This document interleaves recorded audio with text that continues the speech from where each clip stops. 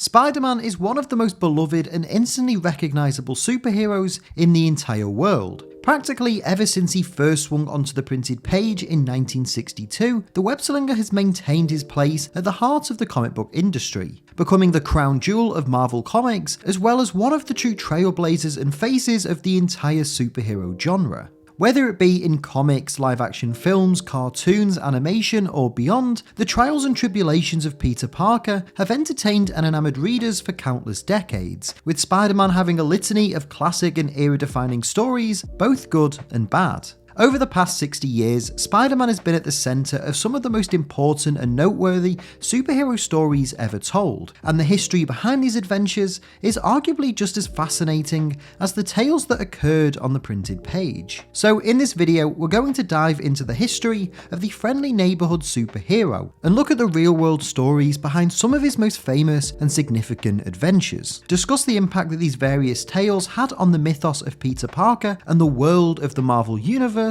and try to figure out what these various stories can tell us about the enduring legacy of the amazing Spider-Man.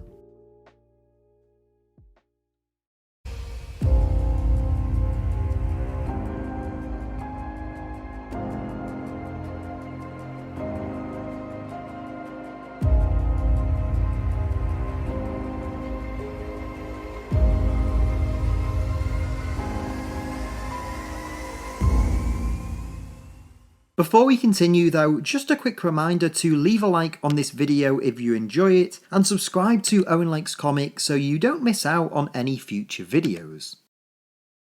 From his legendary first appearance in 1962's Amazing Fantasy issue 15, the character of Spider-Man has been one of the flagship heroes of the Marvel Universe. Often depicted as the company's preeminent everyman, Peter Parker is no stranger to adversity and hardship throughout his life, whether it be the losses of Uncle Ben, Gwen Stacy and Harry Osborn, or the real-world trials and tribulations he faces each day whilst trying to juggle his heroics. Despite these problems though, Spider-Man has often remained one of the more light-hearted characters that Marvel Comics has, an unwavering beacon of hope and optimism despite the many problems that he faces. However, this doesn't make the friendly neighbourhood superhero exempt from being part of incredibly dark and somber stories, and in my opinion, there is no greater example of this than J.M. DeMatteis and Mike Zeck's 1987 comic KRAVEN'S Last Hunt. This story is widely regarded to be one of the greatest Spider-Man comic books of all time, and an era-defining story for Marvel themselves. It's a storyline that combines the inspirational nature of classic Spidey adventures with genuinely complex and dark emotional themes, making for a 6-issue saga truly unlike anything that's happened to Peter Parker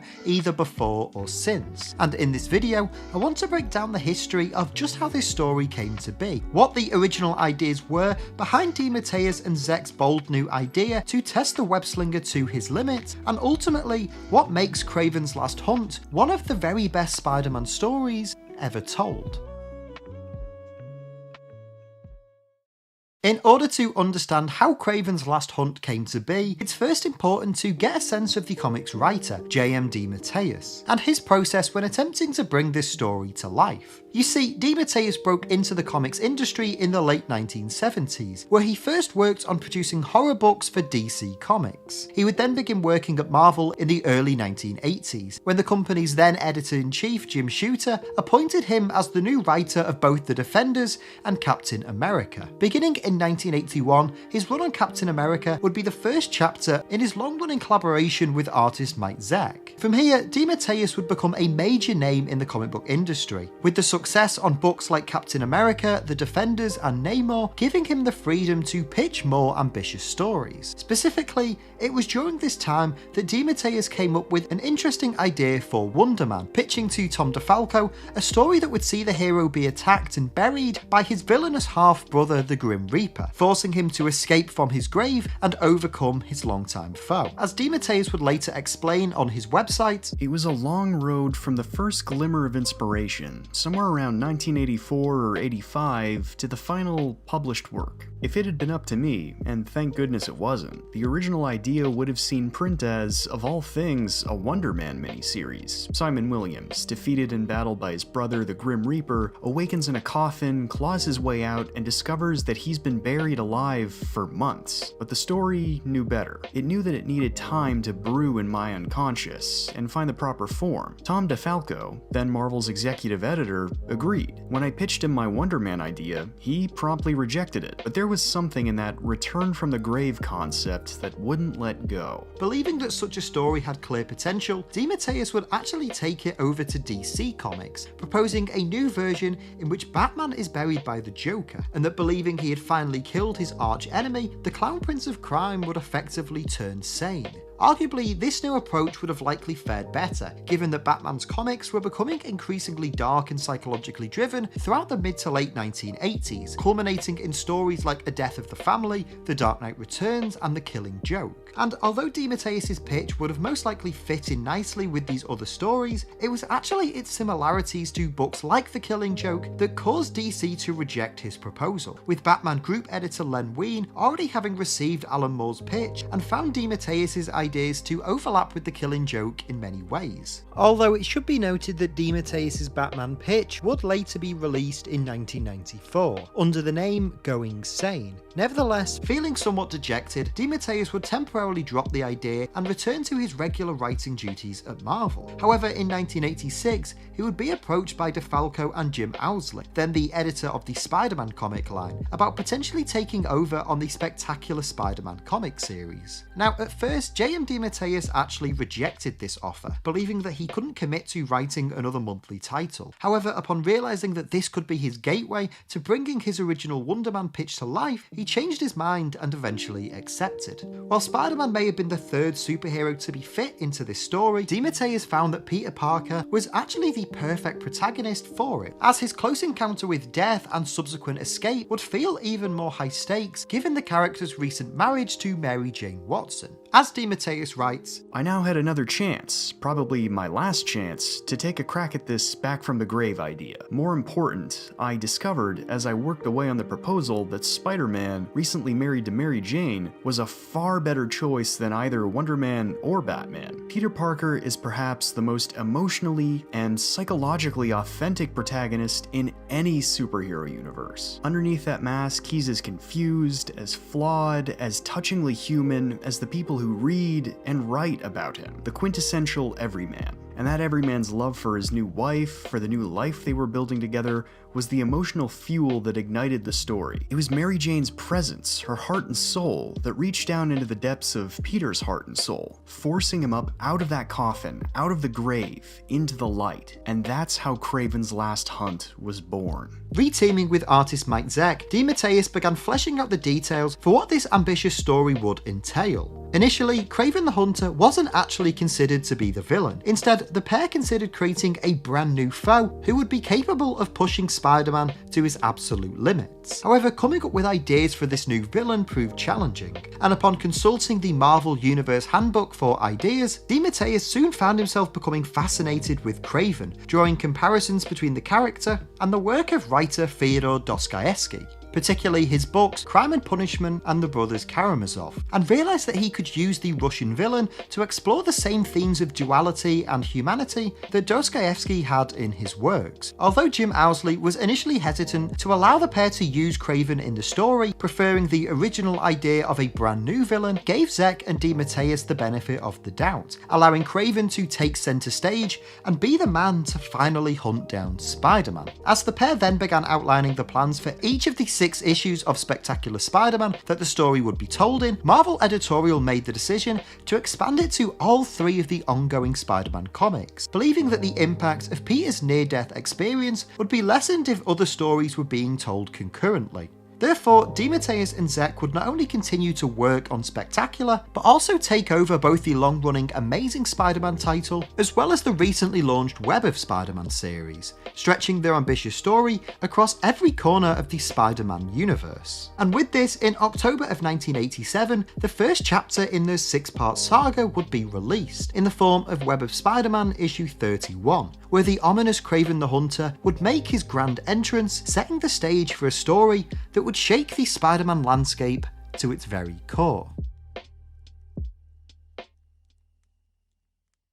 The first part of this story, as told in Web of Spider-Man issue 31, opens with our introduction to Kraven the Hunter, as we see him standing naked in his trophy room, wrestling with various animals as he prepares himself for his next challenge. Kraven then exits the room, where we see that his assistants are digging a grave. Kraven laments that his life will soon come to an end, before he grabs a Spider-Man mask from the coffin, declaring the web-slinger his next and potentially final hunt. From here, we cut to Spider-Man as he arrives at a funeral of his own, this one for the street snitch Joe Face. As several criminals attempt to spoil the funeral, Peter stops them and pays respect to Joe, leaving money beside his coffin to pay for a proper burial. Later that night, Peter, unable to sleep, swings throughout New York City, thinking about his own mortality as well as those close to him that he has lost over the years. It's here that Kraven's ambush begins, as the hero is shot with a tranquilizer dart. Initially, Peter falls and starts to hallucinate, seeing visions of Joe Face before coming to and seeing Kraven standing over him. Peter initially attempts to fight the villain, but is easily overpowered, with Kraven catching the hero in a net before shooting him with a rifle. Claiming his prize, Kraven brings Spider-Man's body back to his mansion, tossing it into the grave seen at the beginning and burying the web-slinger 6 feet below. With Spider-Man presumed dead, Kraven decides to claim a trophy from his victory, donning the hero's costume and laughing maniacally. As Kraven begins to believe that he is actually Spider-Man, we see Mary Jane worrying for Peter's safety, leaving their apartment and going out looking for her husband. As she does though, she's followed by 2 mysterious men, before MJ is miraculously saved by Spider-Man. This familiar sight soon turns sour though, as she quickly realises that this isn't Peter Parker, due to how brutal and aggressive this Spider-Man is. She attempts to confront him, but Kraven leaps away before she can get close, leaving MJ alone and concerned for her husband's safety. As this is happening, we see that underground, the villainous Vermin and his swarm of rats have been kidnapping several women from across New York City, bringing them into his lair in the sewers. Hearing footsteps above, Vermin recounts a previous battle with Spider-Man, choosing to emerge from the sewers and attempting to exact revenge on his apparent tormentor. While Vermin and his army of rats begin to terrorise the city streets, Kraven believes that stopping him will truly cement himself as the superior Spider-Man, leading to Kraven confronting Vermin in his base in the sewers and handedly beating him into unconsciousness. To demonstrate his clear superiority, Kraven brings Vermin's body back with him. However, as he does, we see a swarm of spiders begin to emerge near Peter's grave, as a hand suddenly bursts through the ground, signalling that our beloved hero is somehow still alive. Peter slowly rises from the grave, fueled by his love for Mary Jane, and stumbles into Kraven's mansion, where he discovers newspapers discussing the villain's actions whilst masquerading as Spider-Man. After briefly returning home to reunite with MJ, Peter goes out searching for Kraven, confronting him while still dressed as Spider-Man. Initially, Kraven tells Peter to attack him, explaining that he's already won in his own mind and proved himself to be the ultimate apex predator, having done to Spider-Man what no one else could. The pair fight their way back to Kraven's mansion, where the hunter removes the spider costume, and we see that Vermin has been detained within an electrical cage. During the encounter between Peter and Kraven, Vermin escapes the cage and attacks Spider-Man, with Kraven encouraging them to fight to the death. For a second, Peter succumbs to his anger, beating Vermin before he's able to restrain himself and come to his senses. Refusing to fight any longer, Spider-Man is quickly overwhelmed by Vermin before Kraven instructs him to cease fighting and flee. As Vermin scurries out of the mansion, Peter is actually helped to his feet by Kraven, who informs him that he's passed his test and should go and chase Vermin down. Realising that Peter is the true hero of this story, Kraven admits that from this point onwards, he will hunt no longer. Spider-Man reluctantly leaves Kraven in his mansion, promising to return and hunt him down if he ever goes back on his word. As Peter leaps from the window, Kraven walks through the empty halls of his family mansion, reminiscing of his childhood and his life back in Russia, believing his life's work is now finally complete. And with this, Kraven picks up his trusty rifle, the same one he used to shoot Spider-Man earlier, and places the barrel in his own mouth, choosing to take his own life as his body falls into the open coffin and blood splatters on his treasured family photo to signify the completion of his last hunt.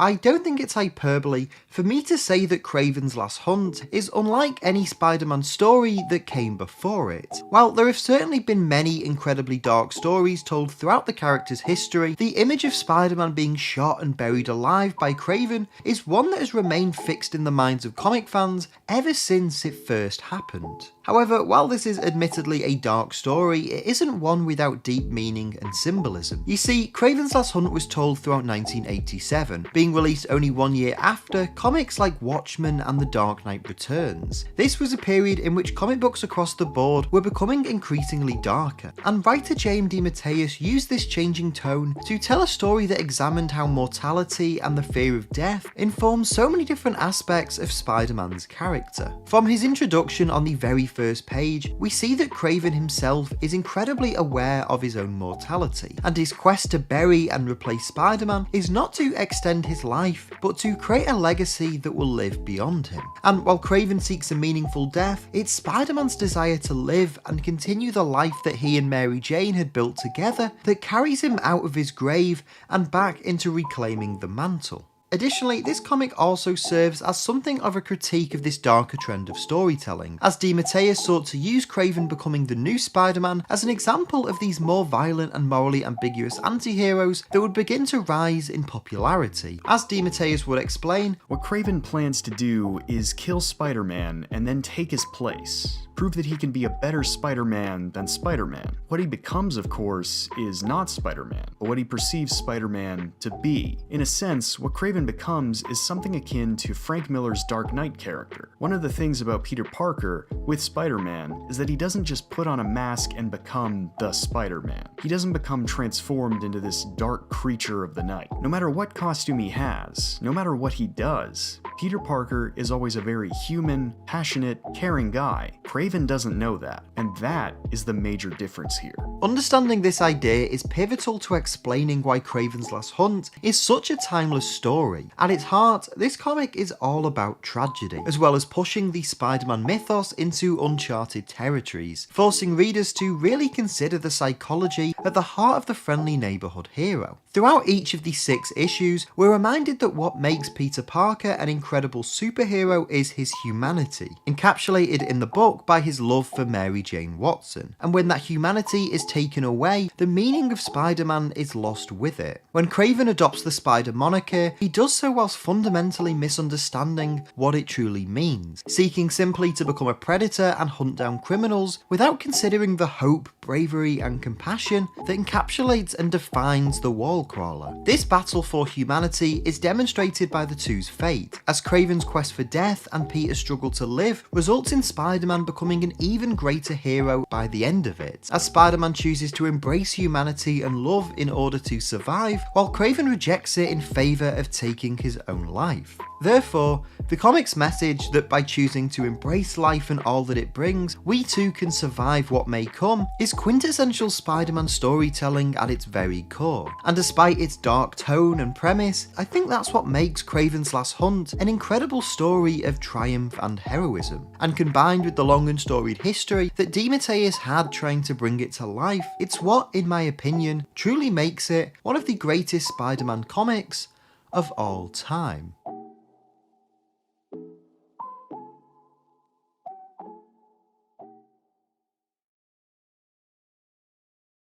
The character of Spider-Man has been one of the most iconic superheroes across the world ever since their first appearance in 1962's Amazing Fantasy issue 15. From the first moment that the Wallcrawler made his way onto the pages of graphic novels, he's remained a beloved cornerstone of the entire superhero genre. There are no shortage of memorable Spider-Man stories, for better or for worse. Now, we've previously talked on this channel before about some of the more high-profile Spider-Man comics that were much maligned by readers at the time of their release, such as the Clone Saga and Sin's Past. However, there's another comic that I often see associated alongside these two infamous stories, one that arguably did more damage to the history and the character of Peter Parker than anything that came before or after it. One More Day. One More Day might just be the most controversial Spider-Man story ever told, and certainly one of the most polarizing moments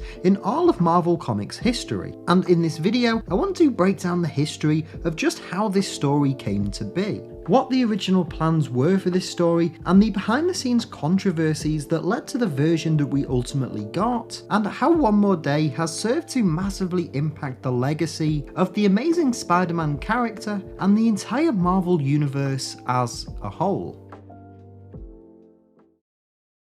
So in order to explain the history and significance of One More Day and its impact on the Spider-Man mythos, I think it's first important to discuss the state of the character's books prior to its release, as well as the individuals responsible for bringing this story to life. One More Day was the final story arc in writer J. Michael Straczynski's 6-year run on the Amazing Spider-Man comic series. Now, Straczynski took over the title in June of 2001, attempting to breathe new life into the character with the new millennium. Initially, his arc got off to a promising start, introducing many unique characters and concepts. However, Straczynski's fortunes began to change in 2004, following the release of the highly controversial storyline Sin's Past.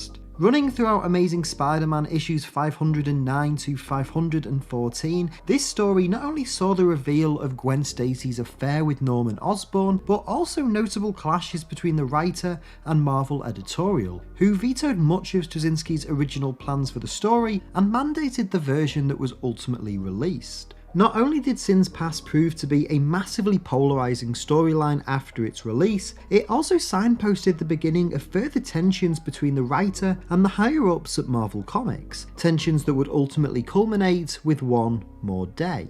Now, although Straczynski served as the writer for One More Day, the real architect behind it was actually Marvel's editor-in-chief Joe Quesada. You see, Quesada had for many years advocated for the marriage of Peter Parker and Mary Jane to be erased from continuity, believing that having Peter be married made him appear severely older to readers. Despite the fact that the pair's marriage had been positively received by fans when it happened in 1987's Amazing Spider-Man Annual Issue 21, and had remained a welcomed part of the status quo for years afterwards, Quesada was insistent that in order for Spider-Man to appeal to young readers once again, the character had to be written as being young and single. Discussing this in an interview, Quesada stated that, "It's really easy to unmarry a character, or fix something like that. You just do a huge universal retcon, and say a few things in history didn't happen. But that's really not the way we do it here at Marvel." Despite these hesitations, the notion of telling a story that retconned Peter's marriage always persisted in Quesada's mind. As early as 2005, the editor had pitched the idea to the various Spider-Man writers at Marvel's creative summits. However, the perfect storm for this type of story actually came the following year, in the pages of Mark Millar and Steve McNiven's iconic crossover event, Civil War. Civil War is a comic book that arguably needs no introductions. Told throughout 7 issues that span from July of 2006 to January of 2007, it's a story that sent shockwaves throughout every corner of the Marvel universe. However, as significant as many of the changes made in this story were, none were more high profile at the time than the events of issue 2. You see, as Iron Man and Captain America fall into dispute over the Superhuman Registration Act, both heroes attempt to enlist other crime fighters to join their cause, with Tony eventually approaching Peter Parker, building him a new Iron Spider suit, and convincing him to endorse the Registration Act publicly, with Peter calling a press conference as Spider-Man Spider-Man soon after, where he publicly unmasks to the world and declares his intentions to sign the Registration Act. However, after Spider-Man discovers that the heroes who refused to sign the act were being captured and detained in a secret interdimensional prison, Peter switches sides and aligns with Captain America and his anti-registration forces, leading to the epic climax of Civil War, which sees Cap surrender after a brutal battle throughout New York City. Following the conclusion of Civil War, Peter would go underground and continue Cap's fight against the Superhuman Registration Act, redonning his black costume and hiding from the many villains now hunting him down due to his identity being made public. These dire circumstances for the friendly neighborhood hero seem like the perfect backdrop for Quesada's ambitious story to be told, and as such, he pitched the idea to J. Michael Straczynski, selling it as the perfect end to his time on the Amazing Spider-Man series before he departed the following year. Straczynski agreed to work on the project, serving as writer while Quesada would draw it, before Marvel began to cryptically announce it in early 2007. With speculation rife and anticipation high, readers anxiously picked up Amazing Spider-Man issue 538,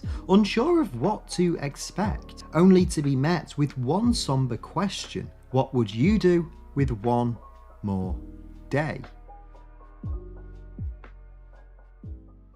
Amazing Spider-Man issue 538 serves as the bridge between Civil War and One More Day, with the comic featuring flashbacks to what happened after the Titanic battle between the Marvel heroes. We learn that as Peter battles alongside Captain America, Mary Jane and Aunt May are anxiously waiting at home for him to return. The closing pages see a battered and beaten Peter Parker stumble through the front door, only for a mysterious sniper to strike and attempt to assassinate him. However, Peter's spider sense causes him to dodge, moving both himself and Mary Jane out of harm's way, only for the pair to look up in horror and discover that Aunt May has been shot. From here, the story continues in Amazing Spider-Man issue 544, where we discover Aunt May in hospital, with Peter and MJ unsure as to whether or not she'll survive. Distraught, Spider-Man visits the home of Tony Stark, seeking financial help to pay for Aunt May's medical bills. The pair ultimately fight, with Iron Man expressing sympathy for his aunt's condition, but he tells him he's unable to financially support him due to Peter being a fugitive.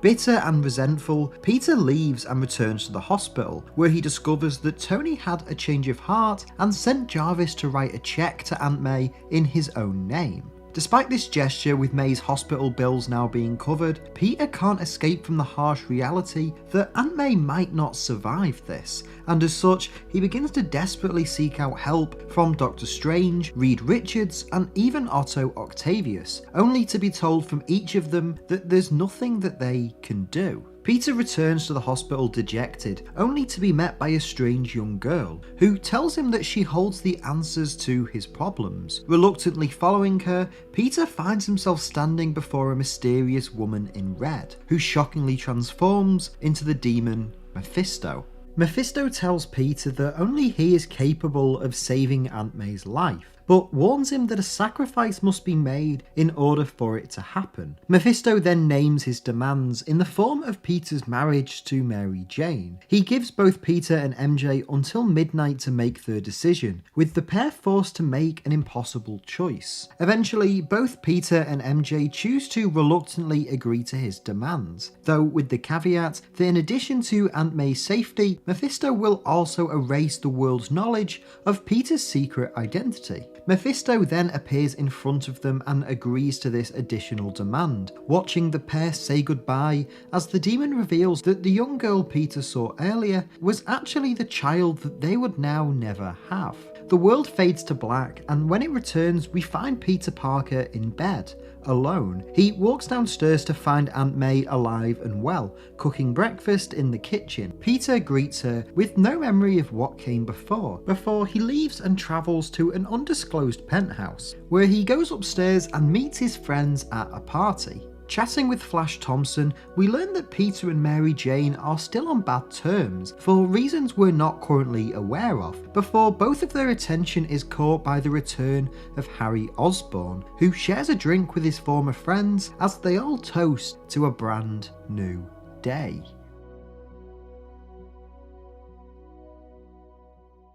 I don't think it's a surprise for me to say that upon its release, One More Day was a massively controversial story. For many, the retconning of Peter and Mary Jane's marriage not only took away a core aspect of Spider-Man's status quo, one which had been firmly entrenched in the character since the late 1980s, but also much of the growth and development that Peter had experienced during that time.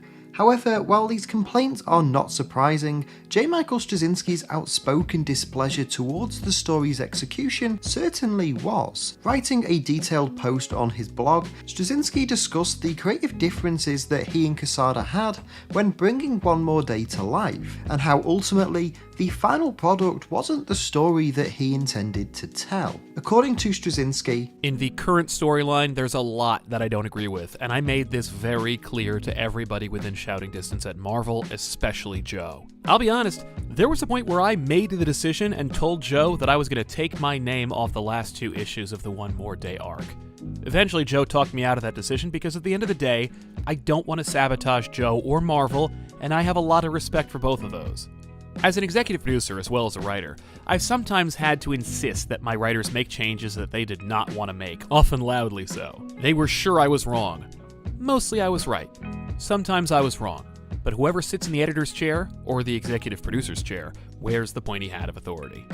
Although Straczynski was on board with the premise of retconning Peter and Mary Jane's marriage, much of these creative differences came in how it would be executed, as well as what the impact would be on the follow-up storyline Brand New Day. In an interview with Comic Book Resources, Joe Quesada discussed these creative differences that the pair had during the writing of One More Day, stating that, when the group of creators decided what One More Day was going to be, a huge train was set in motion. The Brand New Day creative teams and editors began to have their summits. When I was halfway through issue 3 of OMD, we received Joe's script for issue 4. After reading it, we, Axel, Tom, and myself, all quickly realized that we had a problem. The script we had just received was not the one we were expecting, and the events that were being set forth in that issue were going to conflict with the work that was already being done on Brand New Day. I thought that perhaps Joe had forgotten some of the stuff discussed at the summit meetings and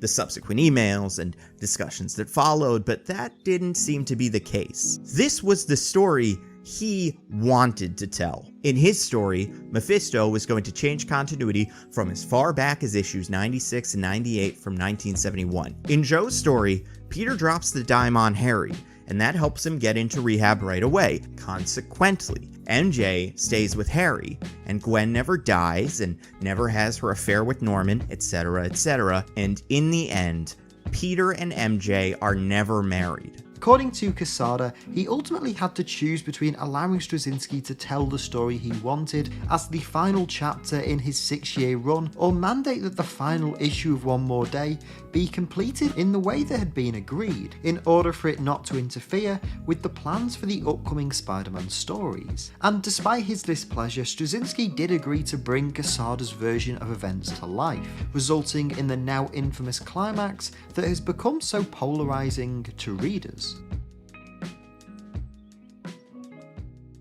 Despite the backlash though, Marvel persisted with this revamp of Spider-Man, with the follow-up storyline Brand New Day seeing not only a new writer take over in Dan Slott, but a clear focus on brand new characters and concepts as well, seemingly to further distance themselves from One More Day and the status quo that they had left behind. The Brand New Day era of Spider-Man comics saw several notable changes, namely it established that Peter and Mary Jane did in fact date, but broke things off prior to their wedding, with neither of them remembering their life before the retcon. Additionally, both Aunt May and Harry Osborn are revealed to be alive, with the latter having originally been killed in 1993's Spectacular Spider-Man issue 200, as well as Peter embarking on a brand new profession, taking a job at Horizon Labs. And while I don't want to disparage any of the work done by the creators involved with Brand New Day, or the subsequent stories that came in the years after, it's hard to overlook the feeling that the Spider-Man mythos took a significant step back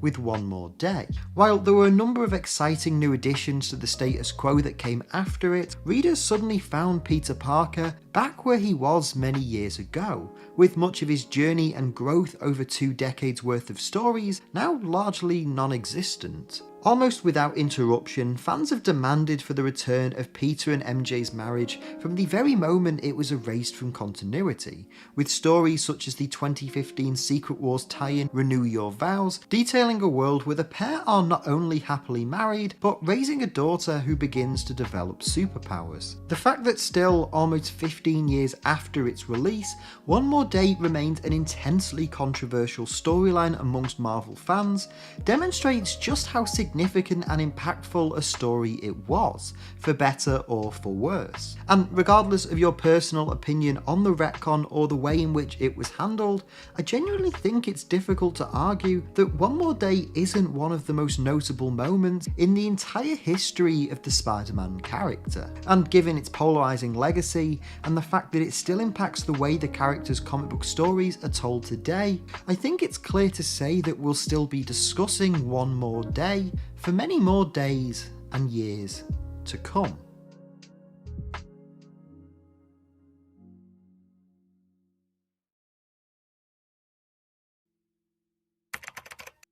Ever since Amazing Fantasy 15 hit shelves back in 1962, Spider-Man has been one of the most popular and endearing superheroes of all time. Arguably the face of Marvel Comics, Peter Parker's trials and tribulations have enamoured readers for almost 60 years, as the friendly neighbourhood everyman attempts to fight crime and save the world, all whilst keeping his normal life together.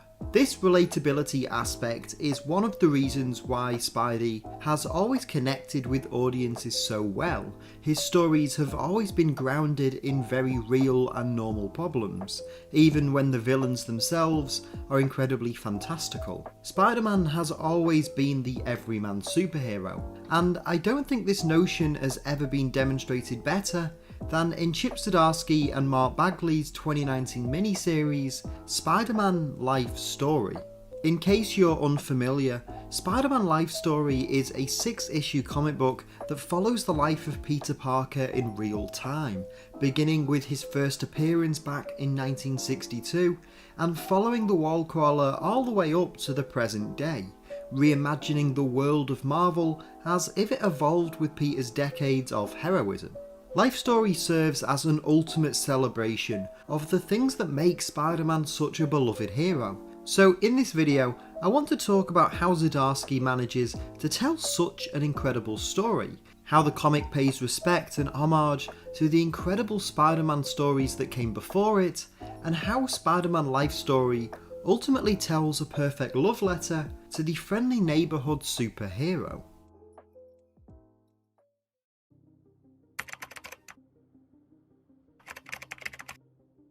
The year is 1962. The Cuban Missile Crisis had rocked the world. Marilyn Monroe tragically passed away.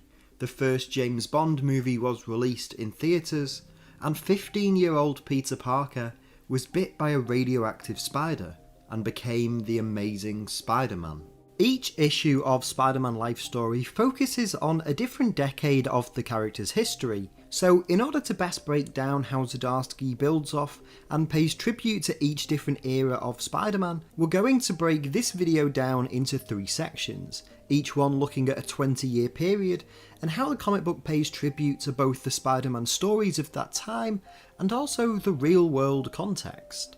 The first issue, primarily set in 1966, sees Peter face off against the villainous Green Goblin in the backdrop of protests against the Vietnam War, with the young hero unsure as to what the role of Spider-Man and superheroes should be in the conflict. Peter's internal struggles about the ethics of the war are mirrored largely by his supporting cast, with former high school bully Flash Thompson heading off to serve, inspired by Spider-Man's domestic heroics, and Iron Man already arriving in Vietnam to aid American troops, while Harry Osborn ardently protests against the war and Captain America finds himself defending the Vietnamese people from what he sees as oppressive actions by his country. This conflict shapes much of the larger story, both in terms of fragmenting the wider superhero community and Peter's moral dilemma of what parts of his life he chooses to prioritise, and how his responsibility as Spider-Man affects those closest to him. This is best depicted in two instances. Firstly, after Peter faces off and defeats the Green Goblin, he anonymously tips off the villain's identity to the NYPD, who raid the Osborn estate and arrest Norman, who, as a result of the fight, suffered head trauma and memory loss, with Peter watching on as the confused Norman is taken into custody, aware of how this act of justice will affect the life of his best friend Harry. Likewise, the end of the first issue sees Peter racing across the city to make it to Grand Central Terminal in time to meet his childhood friends in waving Flash away as he departs to join the military. Peter arrives late though, and is met by an irate Gwen Stacy. Gwen chastises Peter for seemingly blowing Flash off, telling him that he missed the chance to say goodbye and good luck for what could very well be the final time ever, and asking Peter if he even cares about those who he lets closest to him. Peter attempts to respond, but Gwen's eyes instead fixate on his chest, realising that his unbuttoned dress shirt actually reveals his costume underneath it. The pair then share a look, and realise together that their lives will never be the same again. This throughline is carried over into issue 2, which is set 11 years later in 1977, as Peter and Gwen, now married, mourn the loss of their friend Flash Thompson. The Vietnam War continues as the arrival of superheroes leads to ultimate stalemate, as Peter works at the Baxter Building alongside Reed Richards and the reformed Dr. Otto Octavius, whilst Gwen works in genetics for their former teacher, Dr. Miles Warren. This issue focuses on Peter's growth into adulthood, attempting to maintain his marriage, his job and his family, all while continuing to protect New York as the Amazing Spider-Man. The central conflict of this story follows on from the late 1960s, as Harry Osborn begins to follow in his father's footsteps and seek revenge on Spider-Man for ruining Norman's life. Harry ambushes Gwen and Dr. Warren at their lab, dressed as the Black Goblin, looking to steal a clone body of Norman that Dr. Warren had been paid to create. Spidey arrives to fend off Harry, but an explosion causes a secret compartment in the lab to be revealed, with Miles Warren having not only made a clone of Norman, but also clones of Gwen and Peter. In a fit of rage, Harry detonates the lab and blows it up, leaving the clones to die.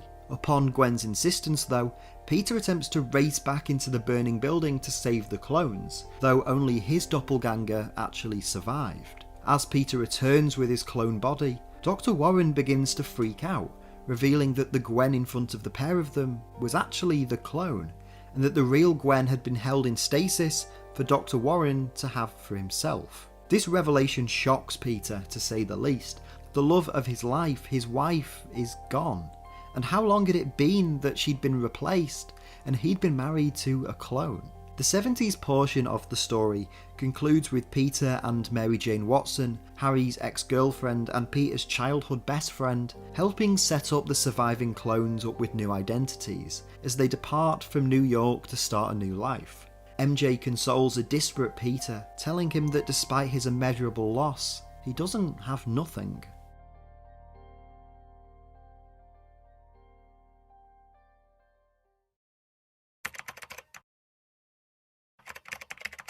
The year is 1984. Not quite George Orwell's dystopia, the Vietnam War finally came to an end.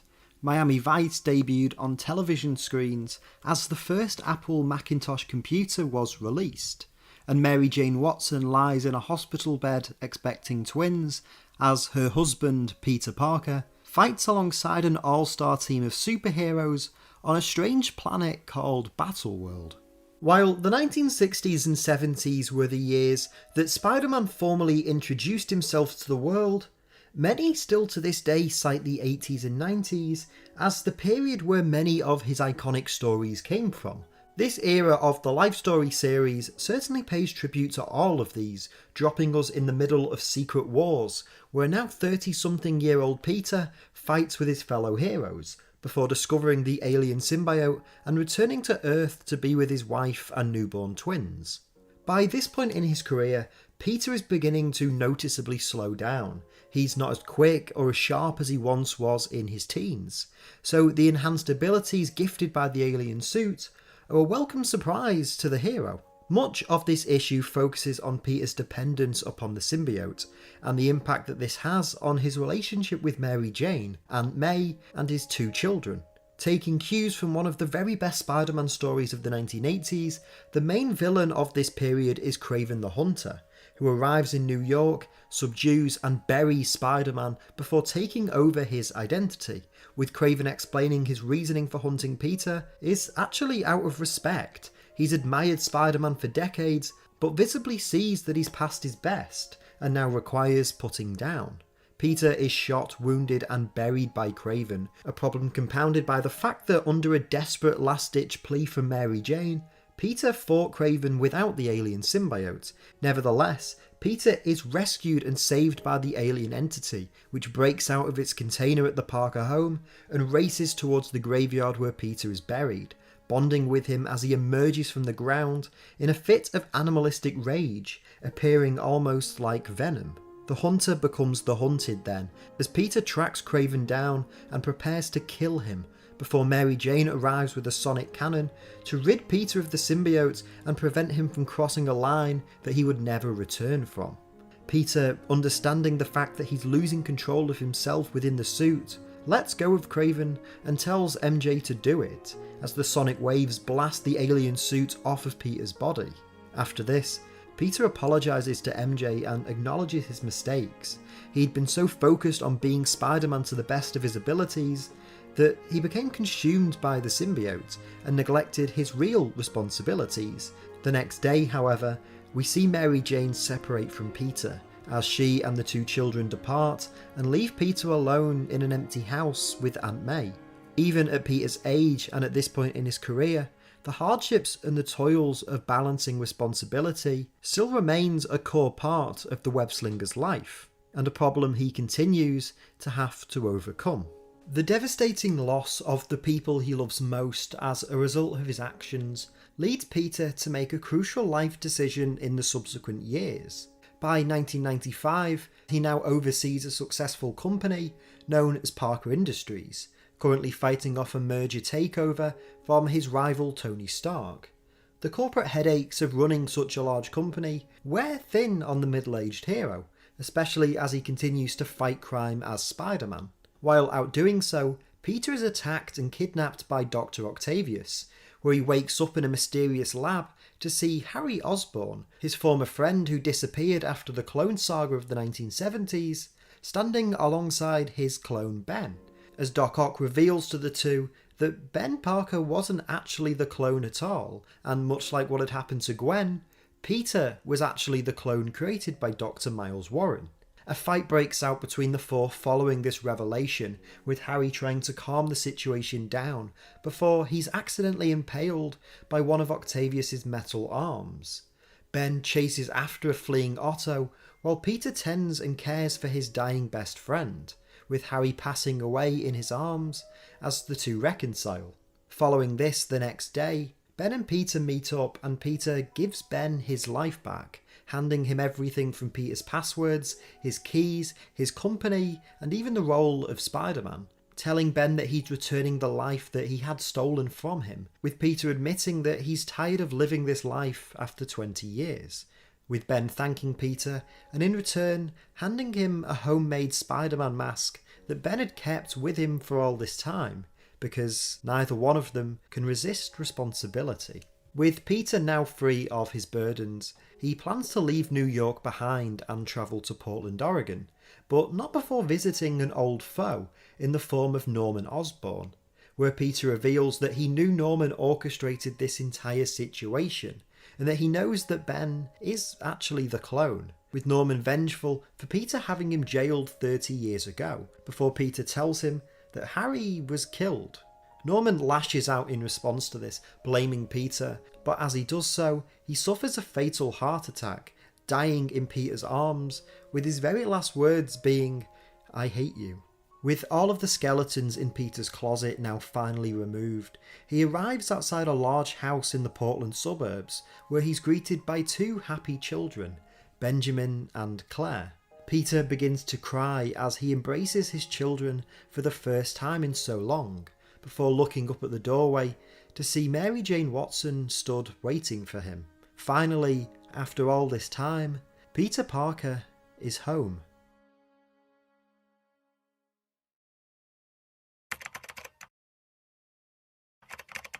The year is 2006. The United States War on Terror continues throughout the Middle East. Nintendo released their highly anticipated Wii console. Daniel Powder's Bad Day topped the music charts, and Spider-Man was tragically killed, live on television. The Parker family watch in horror as the web-slinger is killed by the villain Morlun. Of course, it was Ben under the suit, but it's this shocking incident that forces the now 59-year-old hero back into action. We're under the assumption at this point that Peter had never worn the suit following passing the mantle over to his clone Ben 11 years prior, but Claire, Peter's daughter, confronts him over television footage of a mysterious masked man rescuing people caught in the rubble of the September 11 attacks. Proving, much like he and Ben said years earlier, the two of them could never quite escape responsibility. Peter returns to New York, where he's confronted by Tony Stark, reminding Peter that he never signed the Superhero Registration Act. A fight breaks out between Peter and Tony's team of heroes, before he's rescued by Captain America and his band of unregistered superheroes. Cap and Peter defeat Tony and reconnect like two old veterans of a long superhero war, with Peter telling Cap that it's time to do what old men should, leave the world a better place.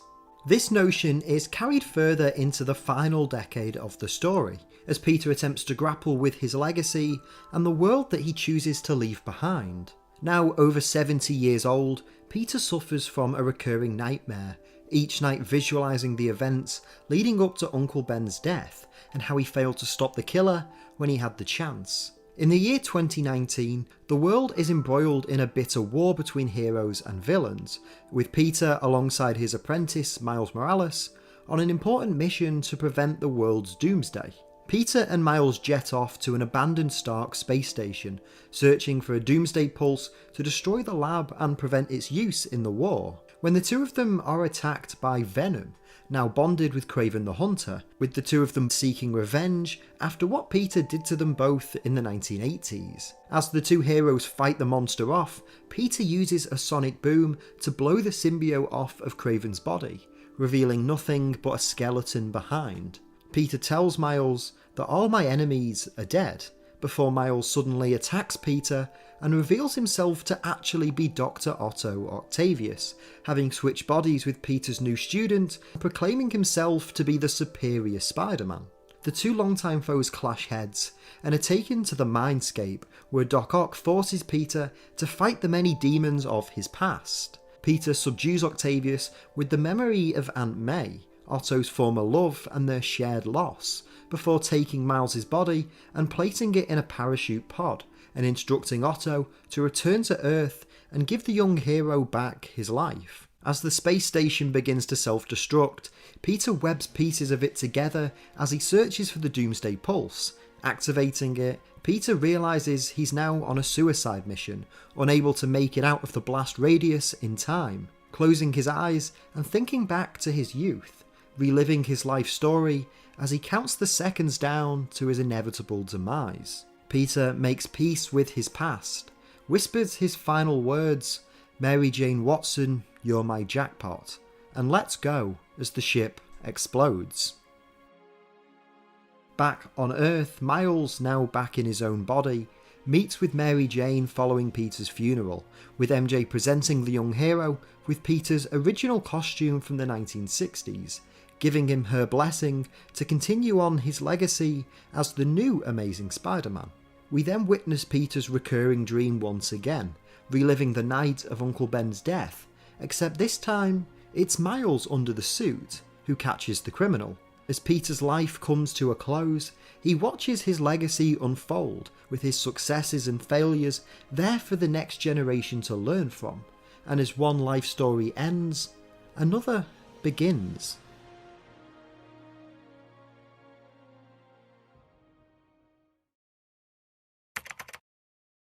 The question of legacy and the choices that someone makes throughout their life is at the core of what Spider-Man life story is.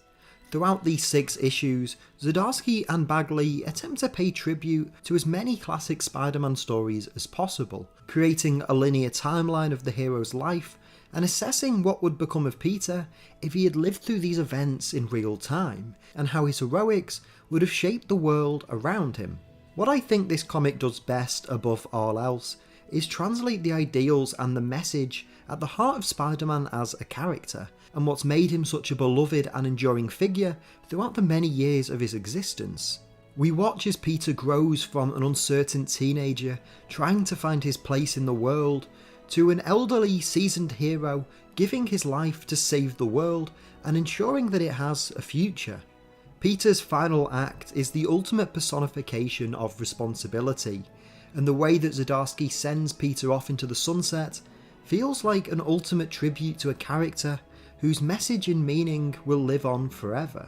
For a character that resonates with his readers so personally, Life Story manages to take this and tell a deeply emotional story of a young hero growing up, making mistakes, and trying to leave behind a legacy, issues that all of us will grapple with throughout our own lives. The comic manages to give each generation of Spidey fans a version of the character that feels so deeply connected and relatable to them, and at its heart, tells nothing short of a brilliant love letter to the very things that made us all fall in love and connect with Spider-Man to begin with.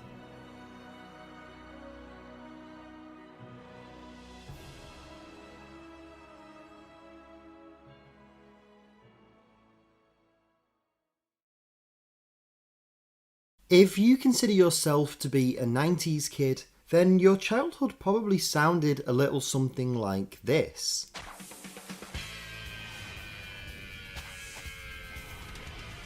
"1994's Spider-Man the Animated Series is still one of the most beloved versions of the friendly neighborhood superhero. Produced by Marvel Animation and written by John Semper Jr., this 5-season show introduced a whole generation of kids to everything that makes Peter Parker so fantastic, bringing the hero and his decades of incredible comic book stories to life in a way unlike anything we'd ever seen before.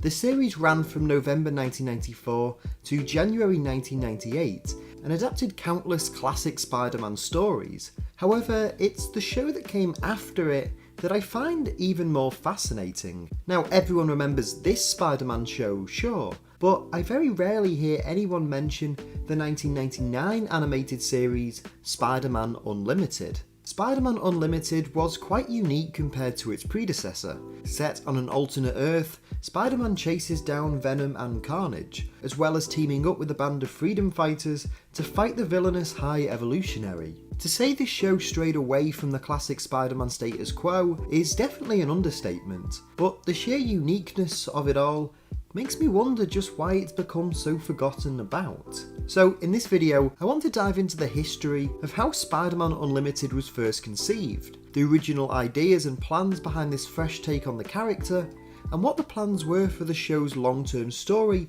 beyond its initial 13 episodes, and the lost second season of Spider-Man Unlimited that was planned but never brought to life.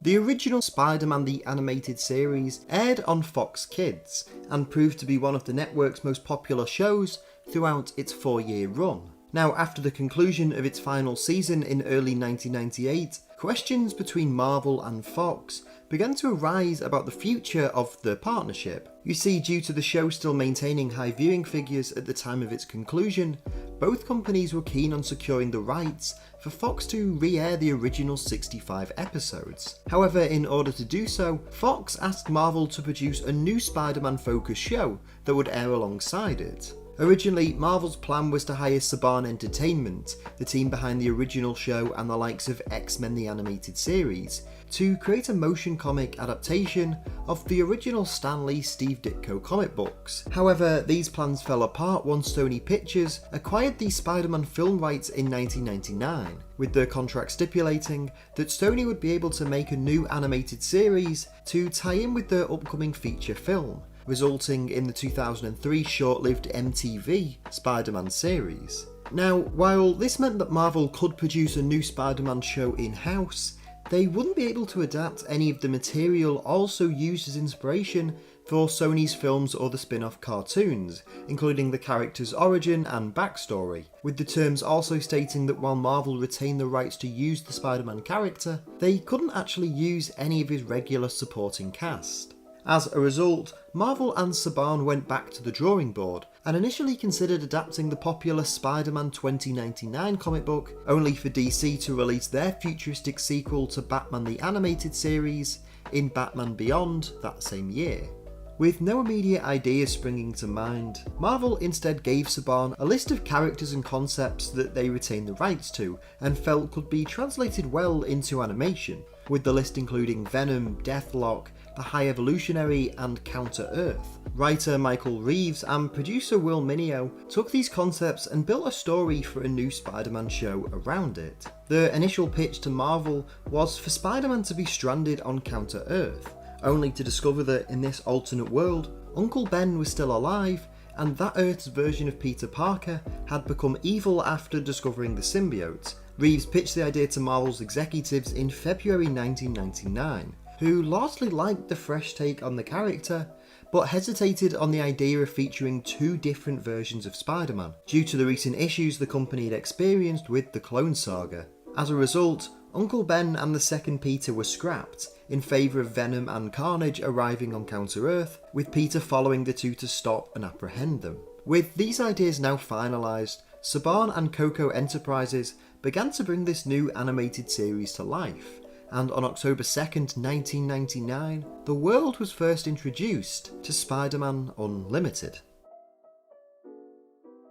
The original season of Spider-Man Unlimited lasted 13 episodes, running from October 1999 to March of 2001, with the two-part episode Worlds Apart ushering viewers into this new take on the classic hero. The pilot episode sees a spacecraft led by John Jameson heading to the newly discovered Counter-Earth, when the villainous Venom and Carnage attempt to hijack the rocket. Peter Parker, there as the event photographer for the Daily Bugle, suits up as Spider-Man and attempts to fight the two villains, only for the ship to crash and Jameson to be presumed dead.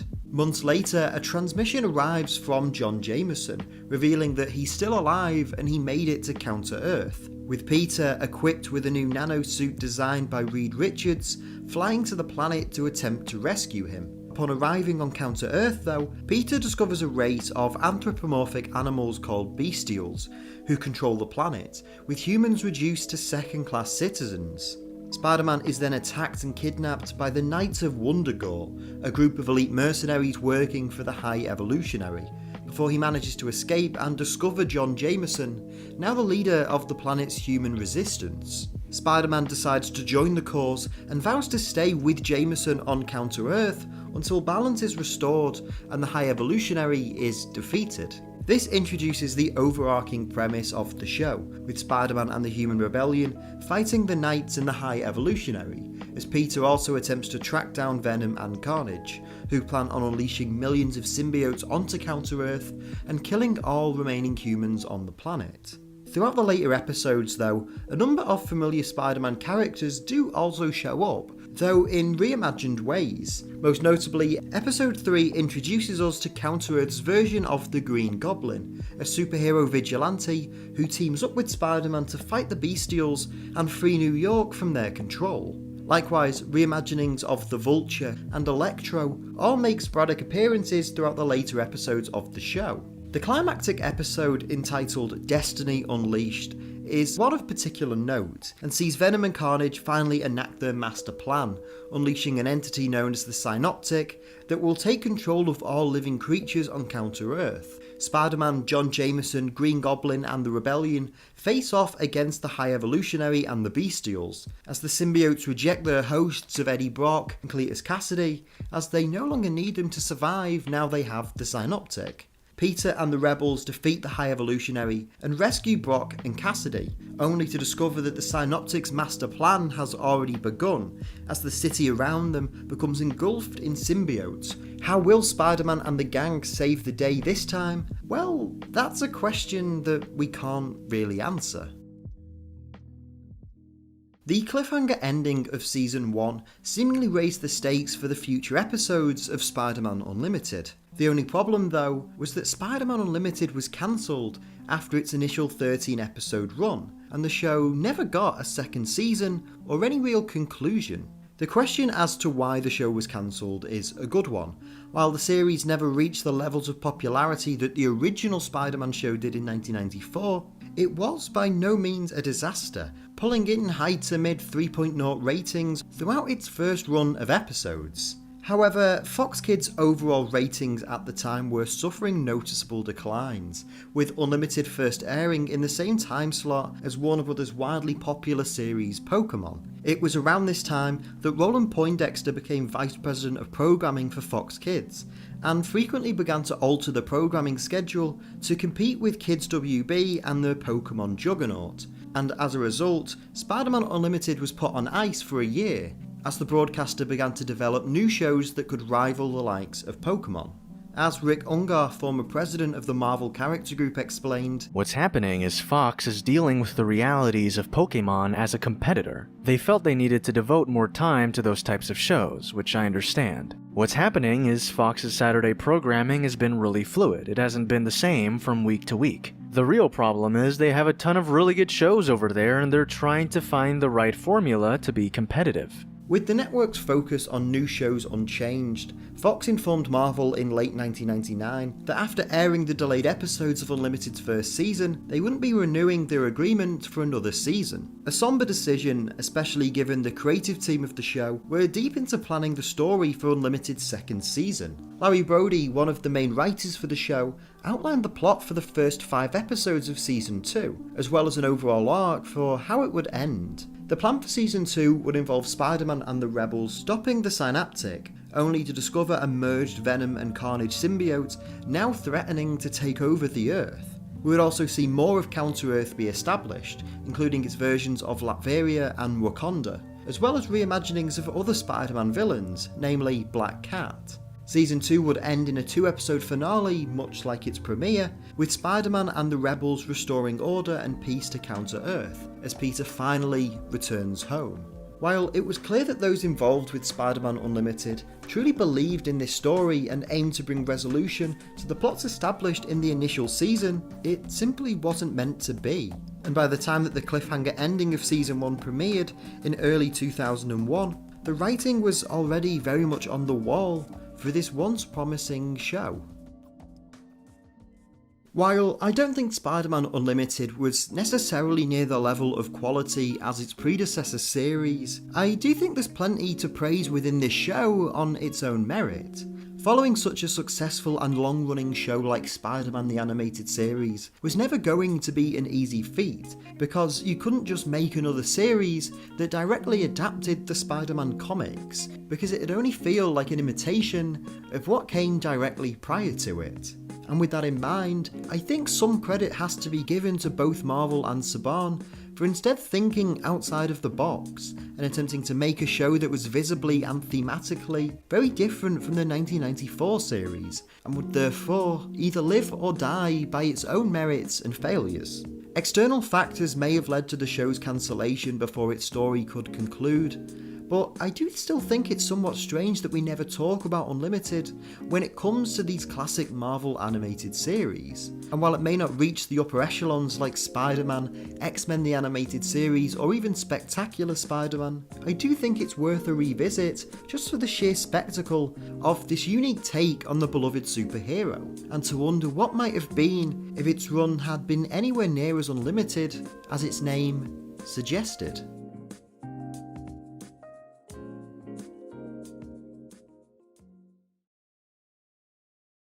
Ever since he first swung into the hearts and minds of a generation back in 1962, The Amazing Spider-Man has had countless memorable comic book stories. The tales of Peter Parker's trials and tribulations as the friendly neighbourhood hero are some of the most well-known and popular in all of modern culture. But for every Kraven's Last Hunt, Spider-Man Blue, or If This Be My Destiny, there are stories like The Clone Saga, One More Day, or Sins Past. Sins Past is a story that has always fascinated and intrigued me. Whether you like or dislike the story, it's unquestionable that Sins Past has garnered a legacy as one of the most controversial Spider-Man stories of all time, retconning one of the most infamous Marvel Comics moments and arguably diluting its legacy some 30 years later. So in this video, I want to dive into the history behind this untimely Spider-Man adventure and analyse the creative and editorial decisions that ultimately led to one of the most polarising stories that Marvel Comics ever told. On June 10th, 1973, Gwen Stacy, the longtime girlfriend of Peter Parker, the superhero known as the Amazing Spider-Man, was killed. Following a years-long battle between the Wallcrawler and his arch-enemy, the Green Goblin, their feud reached fever pitch in the pages of Amazing Spider-Man issue 121, as Norman Osborn kidnapped Gwen, held her hostage atop the Brooklyn Bridge, before throwing her to her death.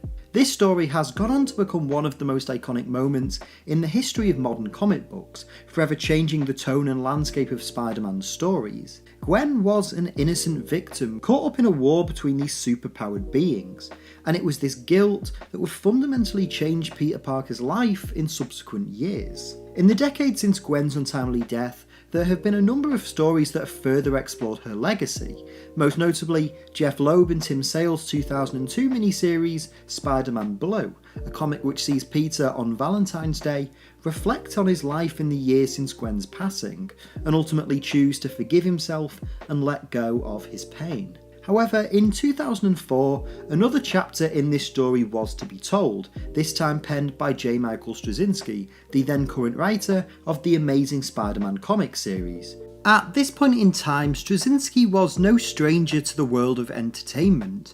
Not only had he been writing comics for decades, he also had a notable resume in television, making his name as the creator of the sci-fi TV series Babylon 5. He was approached by Marvel in 2000 to take over the Amazing Spider-Man comic series, with his run beginning the following year, starting with Amazing Spider-Man issue 30 alongside artist John Romita Jr. Straczynski's run on the Spider-Man title started out incredibly strong, as he and Romita crafted a now iconic story in the pages of Amazing Spider-Man issue 36, paying tribute to those who had lost their lives in the September 11 attacks that took place 3 months prior. Much of Straczynski's early Spider-Man run attempted to expand the character's status quo, introducing new villains such as Ezekiel and Morlun, as well as bold new steps for the character, such as Aunt May learning that Peter Parker is Spider-Man. These early stories demonstrated how Straczynski wanted to approach his Spider-Man run, recontextualizing and analysing the core characteristics of Peter Parker that we've come to expect, and this approach remained a central part of his next big story, which aimed to re-examine the legacies of both Gwen Stacy and the man responsible for her death, Norman Osborn. In Amazing Spider-Man issue 509 from August of 2004, the first chapter in this story began to unfold. In this comic, Peter and his wife Mary Jane are celebrating her successful audition for a new play with Aunt May, as a mysterious letter arrives in the mail. May picks up the letter, somberly handing it to Peter, who discovers that somehow the letter is from Gwen Stacy.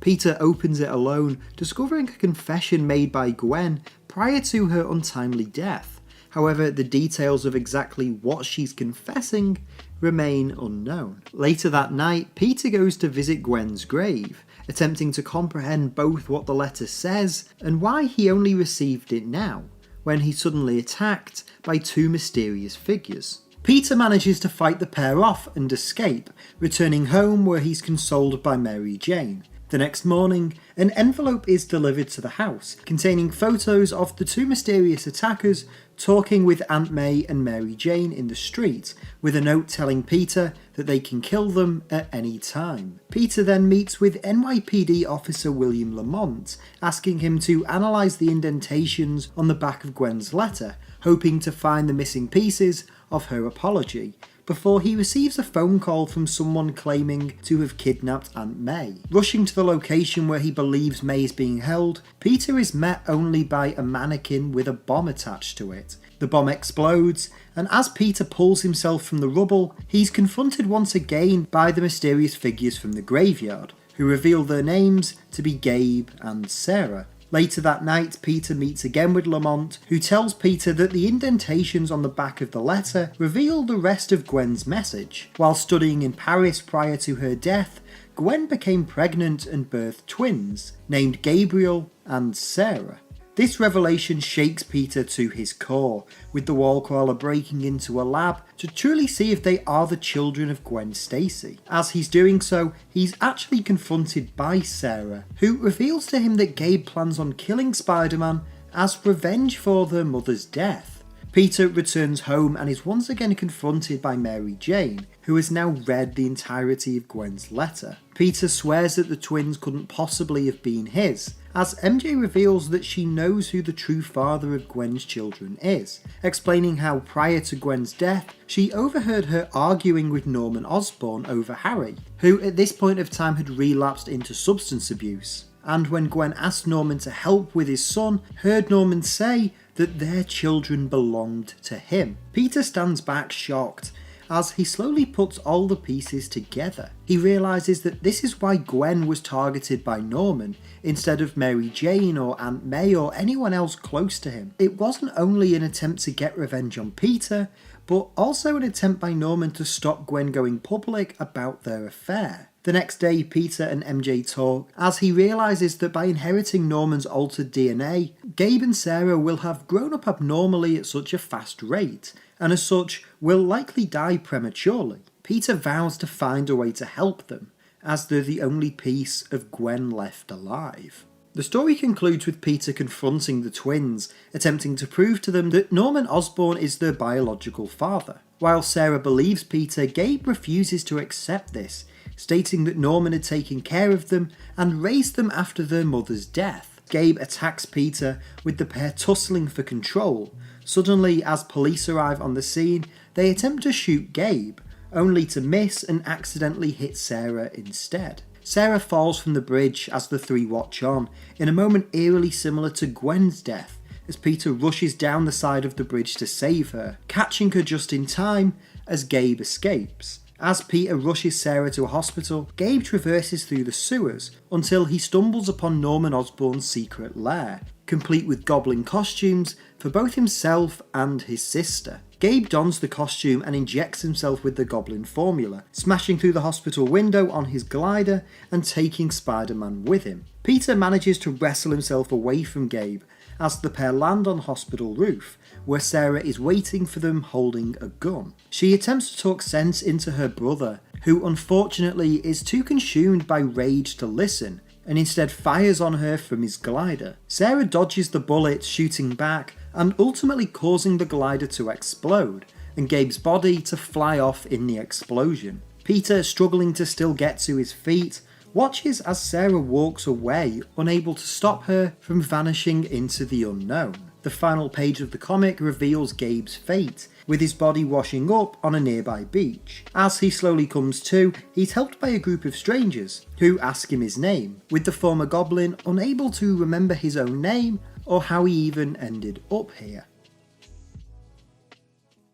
For a number of reasons that you might understand, Sin's Past has gone on to become one of the most divisive and controversial Spider-Man stories of all time. Critics of this series often argue that its major retcon, the existence of Gwen's children and the secret affair between her and Norman Osborn, massively damages the legacy and the character of Gwen Stacy. Gwen's legacy has always been something well preserved by Marvel in the years since her passing, with the character often being treated as the embodiment of innocence in the Marvel Universe. This was best demonstrated by Kurt Busiek in his seminal miniseries Marvels, when he wrote that superheroes weren't here to win the approval of the petty and small-minded. They were here to save the innocent, to save people like Gwen. It should be noted though that although Sins Past was written by J. Michael Straczynski, the events that took place throughout this story weren't necessarily his original plans, and instead a series of compromises made between himself and Marvel's then editor-in-chief Joe Quesada. As Straczynski noted on Twitter in 2018, that wasn't the original story. Peter was going to be the father of Gwen's kids. Marvel said, that ages Peter, so let's make it Norman instead. The fans will go nuts. I didn't quite realise what they meant when they said that. Now, Straczynski's initial pitch, which would see Gabriel and Sarah be revealed as Peter and Gwen's long-lost children, would likely have proved less divisive than them being Norman Osborn's. However, due to Marvel's then editors being seemingly obsessed with the notion of Peter not appearing too old for his readership, an issue that would ultimately result in the retconning of Peter and Mary Jane's marriage in the 2007 storyline One More Day. This version of Sins Past was scrapped and replaced with the story that we ultimately received. And although this alternate idea serves to be a fascinating insight into what this story could have been, Sins Past ultimately has to be judged as the story it turned out to be. Although I think there are a number of interesting ideas at play throughout this story, overall it's difficult to argue that Sins Past is anything other than an unfortunate misstep for Marvel, and a story that only serves to unfortunately convolute and diminish the significance of one of the company's most famous and powerful moments. It's a story that even Marvel were quick to distance themselves from, with the events of Sins Past rarely being referenced in any Spider-Man books that came after it, with Straczynski even pitching that the story be retconned out of continuity during the events of One More Day. In the end though, I do find this story to be deeply fascinating, and a cautionary tale for anyone attempting to retcon and add new dimensions to classic comic book stories. While the intentions behind Sins Past weren't necessarily bad, in execution this comic only served to detract from the impact of one of Marvel's most seminal moments, and continue to hover over the characters of Spider-Man, Gwen Stacy and the Green Goblin like a dark cloud for many years after it. Ultimately, Sins Past is one of the biggest missed opportunities in modern comic book history, and much like its name suggests, might be best left in the past.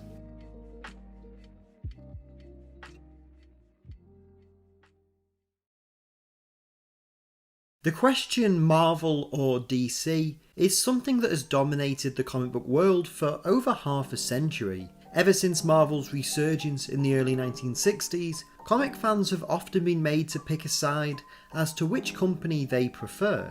Do you choose the side of Spider-Man, the Avengers, X-Men and the Fantastic Four, or Batman, Superman, the Justice League and the Teen Titans? And regardless of which era of comics you fell in love with any of these characters, this competitive rivalry between Marvel and DC has always been around in some form, even today where the battles have moved on from the pages of graphic novels to the big screen.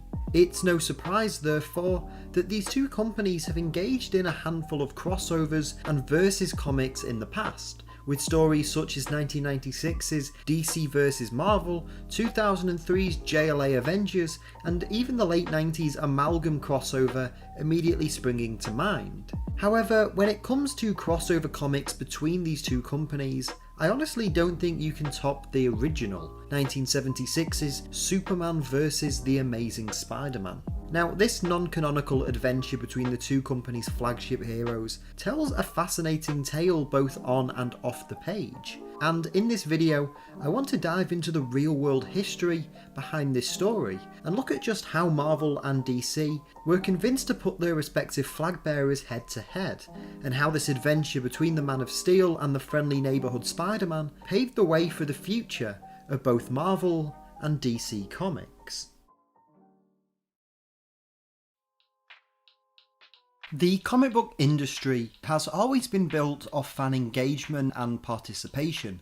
From the very beginning of superhero comics coming to existence, engaging with the readers has always been a crux for these types of stories, whether it be through the stories themselves, the letters pages, fan votes, contests, or other things found in the pages of the comics. This had especially become commonplace by the early 1970s, with Stan Lee going as far as to state that receiving fan mail was one of the most exciting things that ever happened to us. With each new letter, they got to know us better, and what was more important, we got to know them. We learned what they like, what they didn't like, what they wanted to see more of and less of. After a while, I began to feel like I wasn't even an editor. I was just following orders which came in the mail. It's no surprise, therefore, that this strong loyalty and devotion to the worlds of both Marvel and DC would result in deep rivalry between each company's respective fan bases. As one fan noted in Reed Tucker's book Slugfest, in the 70s I was a DC guy, and I hung out with a lot of Marvel guys. It's like sports fans, you're going to pick on each other. We got picked on because even our house ads were kind of silly. This heated animosity between the two fan bases began to boil over into comic book conventions, and it was at the 1970 Comic Art Convention in Manhattan, New York, that these feelings would evolve into quite a unique question. You see, this con held a panel featuring editors from both Marvel and DC, and during the Q&A section, a young fan stood up to ask them both a very simple yet complex question. Hey, why don't you guys do a comic where Superman meets Spider-Man? Now, you're probably expecting this to be the moment where the two editors sit there stunned, baffled that neither one of them had ever considered such a genius idea. In reality though, this wasn't the response that they got. Instead, the editors simply laughed and then explained to the young fan about how copyright law and bureaucracy prevents these such things from ever happening. Historian Mark Evanier, who was in attendance at this panel, described how this poor kid was humiliated, basically treated like he'd asked the stupidest question in the world. It was one of those, "Oh, you stupid fans, don't you understand how this business works?" However, while those at Marvel and DC laughed off the idea of a crossover in 1970, the building blocks for what would eventually become 1976's Superman vs. Spider-Man began to fall into place only a few years later, and from quite an unlikely source. You see, in the early 70s, Marvel were attempting to adapt the classic 1939 MGM musical The Wizard of Oz into a graphic novel, only to discover that their competitors at DC were already developing the exact same thing. Eventually, the two companies realised that releasing two separate Wizard of Oz books would hurt the other's sales, so instead they simply decided to co-produce the comic together, resulting in 1975's MGM's Marvelous Wizard of Oz. This marked the first collaboration between the two warring companies, and began to ease the tensions between them. Now, aiding this was David Obst, a literary agent who worked with Stan Lee to produce a number of hardcover books about his time at Marvel. During his time representing Lee though, Obst happened to run into Howard Kaminsky, the head of Warner Books, DC's sister company, and the two began talking about the possibility of actually doing a book together, with Obst suggesting the idea as Superman vs. Spider-Man. Kaminsky was convinced and pitched the idea to the DC executives and editors, whilst Obst, with the aid of Marvel's then editor-in-chief Roy Thomas, convinced Stan Lee of the idea. With both parties now formally on board, the stage was set for what would become known as the Battle of the Century. Superman would face off against Spider-Man. With the concept now decided upon, the two companies had to agree on the creative team that would bring this comic to life. To keep things fair, it was agreed that Marvel would provide the penciler and the colorist, while DC would deliver the writer, the inker and the letterer.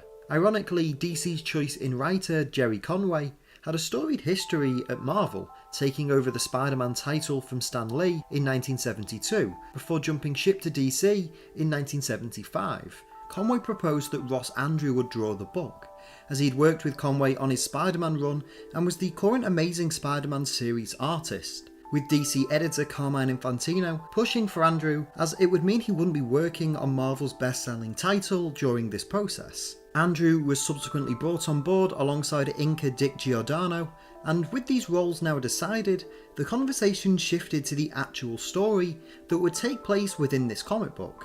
As you can imagine, this is where things began to get tense, as both Marvel and DC's executives didn't want to allow their competitors' characters to outshine their own.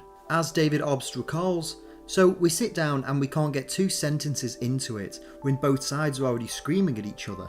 The one quote I remember someone saying is, 'Are you fucking kidding me? If Superman ever hit Spider-Man, he'd knock him past Jupiter.'" In an attempt to keep both sides happy and prevent further arguing, Roy Thomas was appointed consulting editor of the book, essentially serving as a mediator between Jerry Conway and the editors at Marvel and DC. But still, coming up with a way to keep the Versus tagline and also make it a fair fight proved to be challenging, especially since the power level between Peter Parker and Clark Kent differed so wildly. Jerry Conway took this very much as a challenge though. As someone that had worked on both Superman and Spider-Man, he understood the strengths of each individual character and how to make them work both alongside and against each other. He noted that, from a realistic point of view, a Superman vs Spider-Man fight would last about 2 seconds. I always try to see the humour in these characters and these situations, so to me, the idea of having Spider-Man fight Superman, there are ways to fix it so that it can happen, but you can have so much fun with the absurdity of it too. Conway's story attempted to find that balance between absurdity and spectacle. The plot would see the 2 heroes team up to fight Dr. Octopus and Lex Luthor, but upon their first meeting they would, of course, have a misunderstanding and fight. Compromises were made throughout this process though. It was eventually decided that both heroes would get equal screen time throughout the comic. The story wouldn't be set in either the Marvel or the DC universe, instead a hybrid world that contained both New York and Metropolis, and the now iconic cover art was redesigned a number of times to ensure that Superman and Spider-Man both had equal presence. It was certainly a minefield to attempt to navigate through, but Conway and co seemingly managed to execute it. Marvel and DC were both somehow kept happy, and so in January 1976, it seemed like the impossible was finally realised. This monumental comic book event finally hit shelves in the first week of January 1976, retailing at a staggering $2, 8 times the price of a regular comic book at the time, and released in an oversized format of 10 inches by 13.5 inches. Just from its size and price tag alone, Superman vs. The Amazing Spider-Man was made to feel like an immensely huge deal. The first page of the comic saw 2 editorials written by Stan Lee and Carmine Infantino, both commenting on the historical nature of the comic you're about to read. As Infantino noted in his column, comics which usually reflect history may, in this one momentous undertaking, prove detente can be more than theory. In the backdrop of international conflicts that seemingly had no sign of resolution, these 2 fierce rivals in the comic book world were putting aside their differences to give both of their respective readerships something truly special. Only a handful of years before the idea for this book was conceived, Marvel and DC were still actively stealing writers from one another and attempting to sabotage the rivals' books, and now here they were working on and producing a book together. If Superman vs. Spider-Man was a success, their relationship could reach new heights and lead to further crossovers and collaborations. But if it failed, then we'd probably never see anything like this ever again. It's not hyperbole to say that a great deal was riding on this comic being a commercial success. Upon its release, Superman vs. Spider-Man sold over 500,000 copies, and received a second printing not long after its initial release, though it is likely that the book may have sold even more copies had it not been for its costly price and the oversized format. Regardless though, to call it anything other than a success would be unjust. and Marvel and DC were both happy enough with how the book was received to work together again in subsequent years. In 1981, for example, not only was a sequel story released, but the two companies also teamed up for a Batman-Hulk crossover in DC Special Series issue 27. And then most notably in 1996, they teamed up once again for arguably the most well-known crossover in DC vs Marvel, a 4-issue series which pitted the most popular heroes from both companies against one another, with readers deciding who would win each battle. And while it's probably this story or the Amalgam Comics series that came after it that first comes to mind when I talk about classic Marvel DC crossovers, I do think it's important to highlight the significance of the very first, and how Superman vs Spider-Man defied all odds and made the dreams of comic book fans come true. This comic was very much a trailblazer in many ways, bridging barriers between not just comic book universes, but rivaling companies and copyright, all to deliver a story that would otherwise only have happened in the wildest imaginations of its readers. As a story itself, I think Superman vs Spider-Man is a fascinating one-shot brought to life by a writer who understood both of these characters better than almost anyone, and balanced them in such a way that made them feel at home with one another. But as a moment in time and as an event, I think it's actually one of the most important moments in all of comic book history, forever changing the landscape of the medium and proving that these types of stories were in fact possible. It's safe to say that Superman vs Spider-Man was an amazing spectacle for fans back in 1976, and is still an amazing spectacle for fans today. And I think given the amount of hard work and compromises it took on both sides for this story to ever see the light of day, it's important to acknowledge its legacy and significance as an incredibly monumental and groundbreaking story that changed the way we perceive both Marvel and DC Comics, all the way up to today.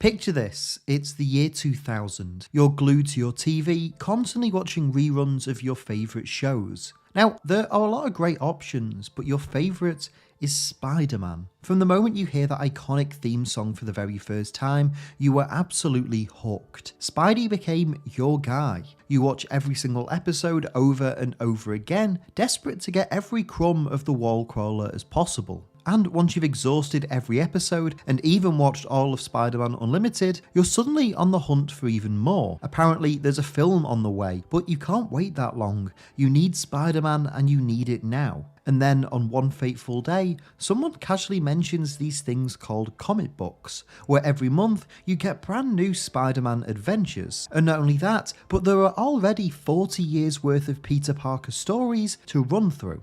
Your mind is immediately blown, and what do? You scrape together your pocket money and rush out to your local newsagents to try and track down one of these comics yourself. You manage to find some and you pick up an issue, race home and read it. You read it over and over, and you're forever changed by it. It's the Spidey you know, but different. It feels new, modern, somehow fresh yet familiar. You stare at the front cover, reading the title, Ultimate Spider-Man.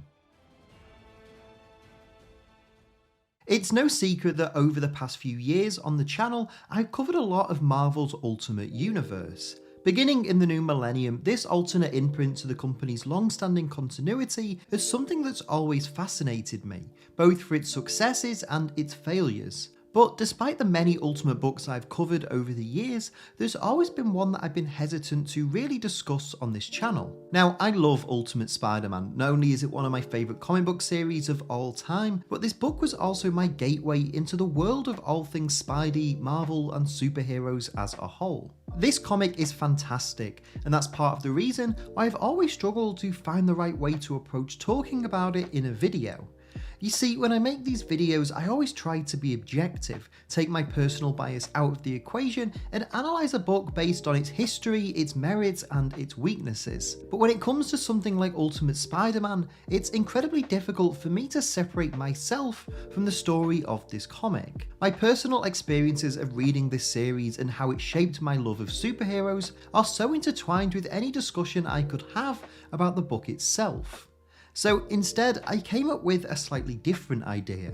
In this video, I want to tell you the story about how Ultimate Spider-Man came to be, discuss the history behind this bold new take on Peter Parker, and explain how the series helped to rescue Marvel Comics from misery. But as well, I want to tell you about what this series means to me and how Ultimate Spider-Man helped me fall in love with comic books and superheroes.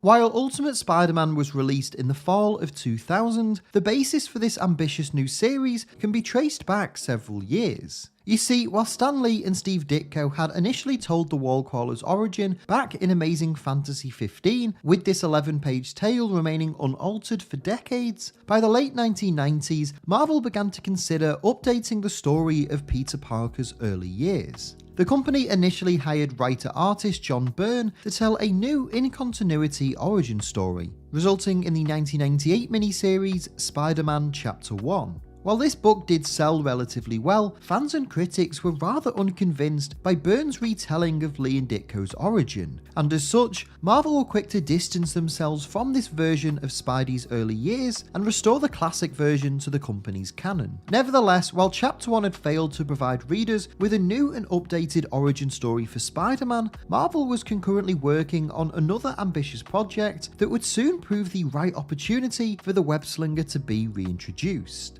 At the beginning of 2000, Marvel's newly appointed president Bill Jemas and new editor-in-chief Joe Quesada met to discuss a secret plan called Ground Zero, where the two pitched a complete reset of Marvel's entire comic book universe, wiping the slate clean and starting again in the new millennium. Having only recently emerged from bankruptcy several years earlier, the company was seeking ways to revitalise its sales and repair its brand image, and this shocking pitch quickly became Jemas and Quesada's preferred option. While Jemas led the charge on a wholesale reset for Marvel Comics, Quesada, who had found success helming the company's Marvel Knights imprint, instead proposed a slightly different approach, keeping Marvel's 60-plus year history, but starting a brand new secondary universe where writers and artists could freely reinvent their heroes for a new generation. Eventually, Jemas was convinced, and the pair soon began searching for a writer to put together a pitch for a new fresh take on an established character's origin, with Spider-Man and X-Men being the two concepts chosen to usher in this new imprint. In the foreword to the first volume of Ultimate Spider-Man, Bill Jemas explains these early ideas for the Ultimate Universe, stating that the Ultimate Marvel comic line will be our most comprehensive, focused, and well-financed imprint. During the next 18 months, the X-Men movie from 20th Century Fox and the Spider-Man movie from Columbia TriStar will raise Marvel exposure and excitement to an all-time high. Marvel plans to leverage the growing demand for our characters into new readership for our comics. Marvel believes that the Ultimate Spider-Man and X-Men lines are the answer. Core comic fans will love these books. The characters are pure and true to themselves, the stories are strong, complete, compelling, and produced by our best artists and writers, but any new reader can pick up any one of these books and start reading. Essentially, the Ultimates swap out the traditional backstory and replace it with a rich, self-contained year 2000 context. Marvel would publicly announce their plans to launch the Ultimate Universe in February of 2000, with the launch title Ultimate Spider-Man Issue 1 set to hit shelves that September. The writer they eventually chose to bring this comic to life was Brian Michael Bendis, an up-and-coming name in the comics industry who Quesada had met through artist David Mack. After being introduced to Bendis and familiarising himself with his independent comics, Jinx and Sam & Twitch, Quesada and Jemas allowed the young writer to present his ideas for a Spider-Man reboot, only being asked to follow a series of brief outlines that Jemas had written. These outlines include now major plot lines for the Ultimate Spider-Man series, such as the genetically altered Spider being the product of Oscorp, Norman Osborn and his alter ego the Green Goblin being the webslinger's first ever villain, and extending Lee and Ditko's original 11-page origin to a sprawling 6-issue event. With all of these in mind, Bendis and longtime Spider-Man artist Mark Bagley began developing the bold new take on Peter Parker's formative years. In a letter published in the first volume of Ultimate Spider-Man, Bendis explains the creative process behind the series, noting that Marvel had, to my understanding, been working on this idea in-house for quite some time before I had anything to do with it. What was missing basically was character and style. I was approached to do it based on Bill Gemmis reading some of Joe Quesada's copies of my creator-owned comics. They came to me with a clear and really good idea of what the book should be and what it is about. It is a relaunching of Spider-Man as Stan Lee had envisioned him, but written as dramatically and entertainingly as possible, as if the events that shaped the young Peter Parker started today. There is nothing we are doing to Spider-Man that isn't in the spirit of the theme and characters that were originally invented. The only thing we are doing is freeing the character from 40 long years of sometimes 4 Spidey titles a month continuity. Over the spring and summer, Bendis would tweak and flesh out the pitch he received from Gemmis, building a modern take on the classic Spider-Man mythos and grounding the hero in the modern world outside his window. The result was a new take on the web-slinger that felt both incredibly fresh and highly familiar, with Bendis' writing feeling slick and timely, while Bagley's recognisable and classic Spidey artwork comforted readers as they entered this bold new universe. Anticipation ran high throughout the year 2000 for issue 1 of Ultimate Spider-Man 2 debut, particularly as hype regarding the character's upcoming theatrical film also began to swell. And eventually, on the 7th of September 2000, the very first issue of this exciting new series was released, and both new and long-time readers were met with an origin story truly for the ages.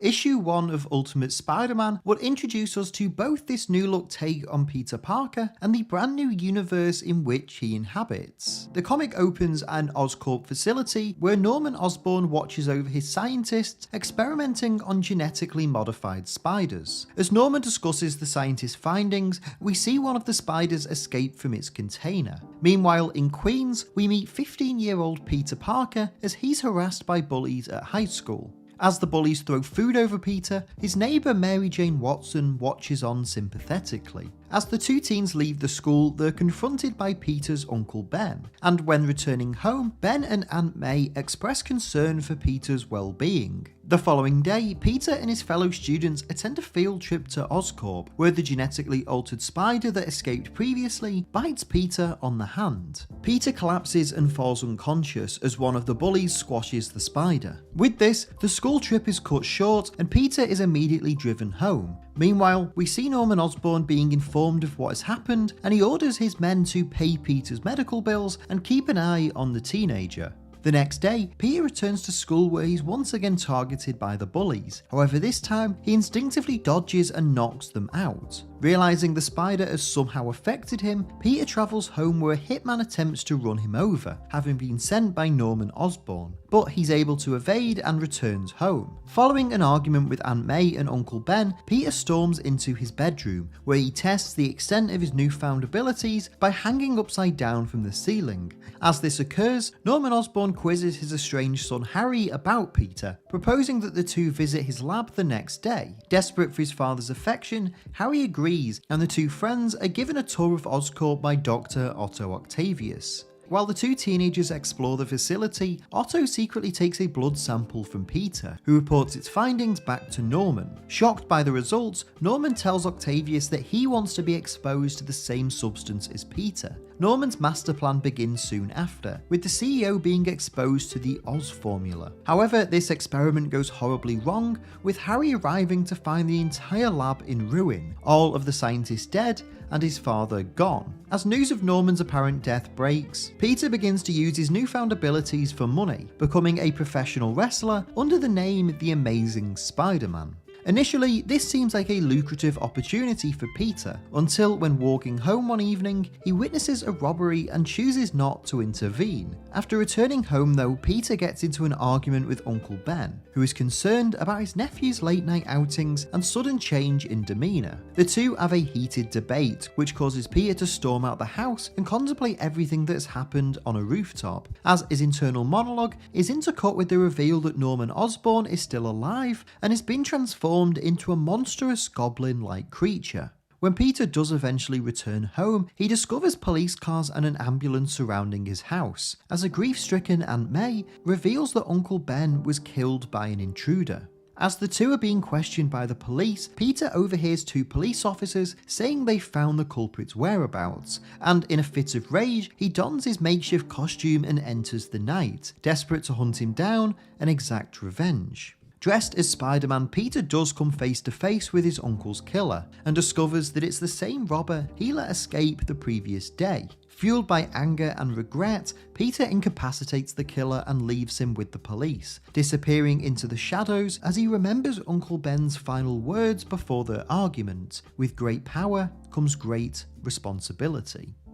Over the next few days, we watch Peter reconcile with Mary Jane before returning to school, where he's confronted by Harry Osborn. As the two friends bond over their recent losses, the school is suddenly attacked by the Green Goblin. While the students are evacuated, Peter changes into his costume and enters the burning building, coming face to face with his hulking new nemesis. Peter fights the Goblin throughout the school, however, he's shocked when the creature mutters his real name. As Norman begins to overpower Peter, the young hero is forced to evade and lure the Goblin away from the school, with the two eventually fighting up to a bridge where Norman is shot by a police helicopter and falls into the river. Presuming that the monster is dead, Peter returns to school, where he's met by Harry and MJ, with the former revealing that the Goblin was in fact his father and believes he was trying to kill him. Harry is taken away by the police as Aunt May arrives and embraces Peter, and as the two return home, Peter wonders whether Harry was right or whether Norman was actually looking for him. Either way, Peter recounts Uncle Ben's final words once more, and pledges to honour his fallen father figure by protecting those close and around him, accepting his place as the one and only Amazing Spider-Man.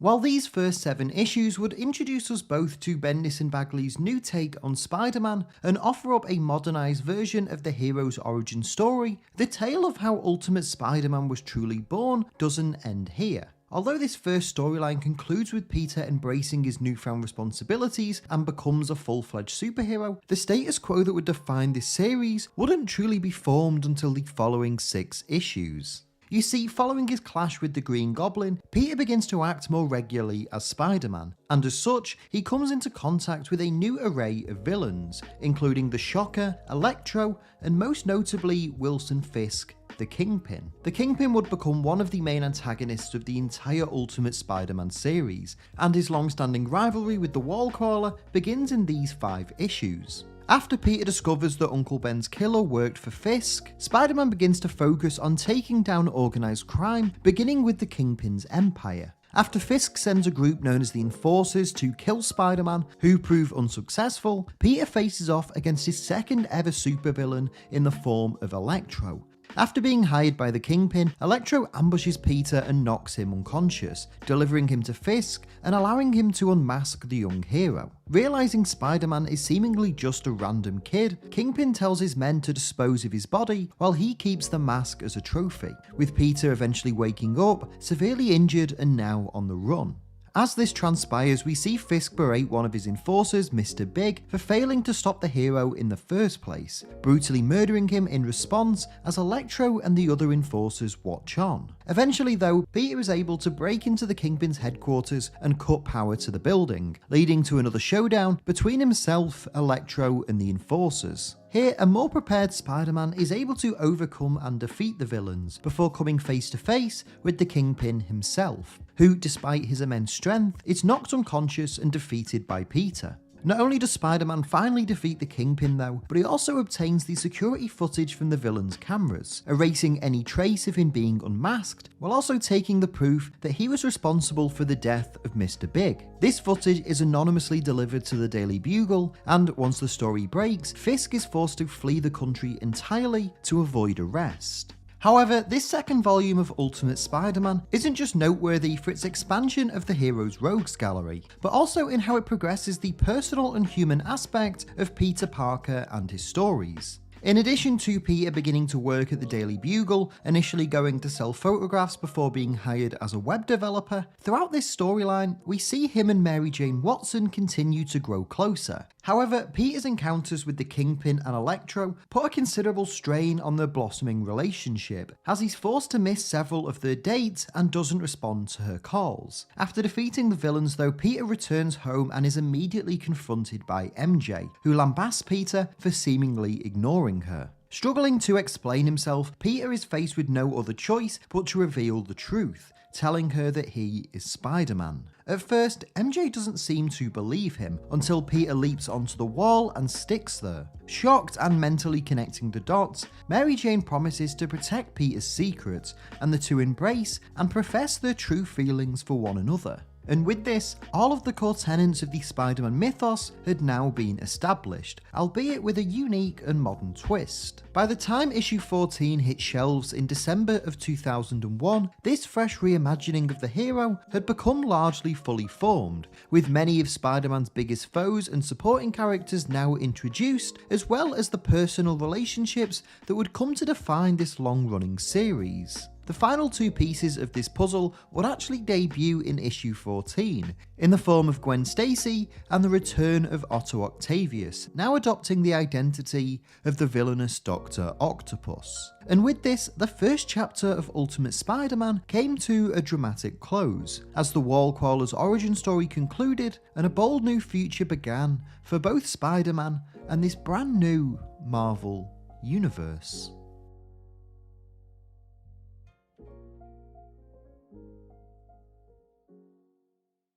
After the conclusion of this initial 13-issue arc, Bendis and Bagley's Ultimate Spider-Man comic would go from strength to strength, cementing itself over the next several years as one of the best series of the new millennium and a near-definitive take on the story of Peter Parker. Having established the world of this new Ultimate Universe, Bendis would spend the next few years introducing a wide range of new heroes, villains, and supporting characters into it. In addition to also co-writing the Ultimate Fantastic Four title with Mark Miller, Bendis would use the pages of Ultimate Spider-Man to introduce antagonists like Venom, Mysterio, and the Sinister Six, whilst the likes of Black Cat, Daredevil, and Moon Knight would all be introduced as new allies for Spider-Man. In addition to this, Bendis would also have Peter cross over with several of Marvel's other fledgling Ultimate titles, briefly dating Kitty Pryde and teaming up with the X-Men, and even fighting alongside the Ultimates, this universe's version of the Avengers, in the 7-part crossover series Ultimate 6.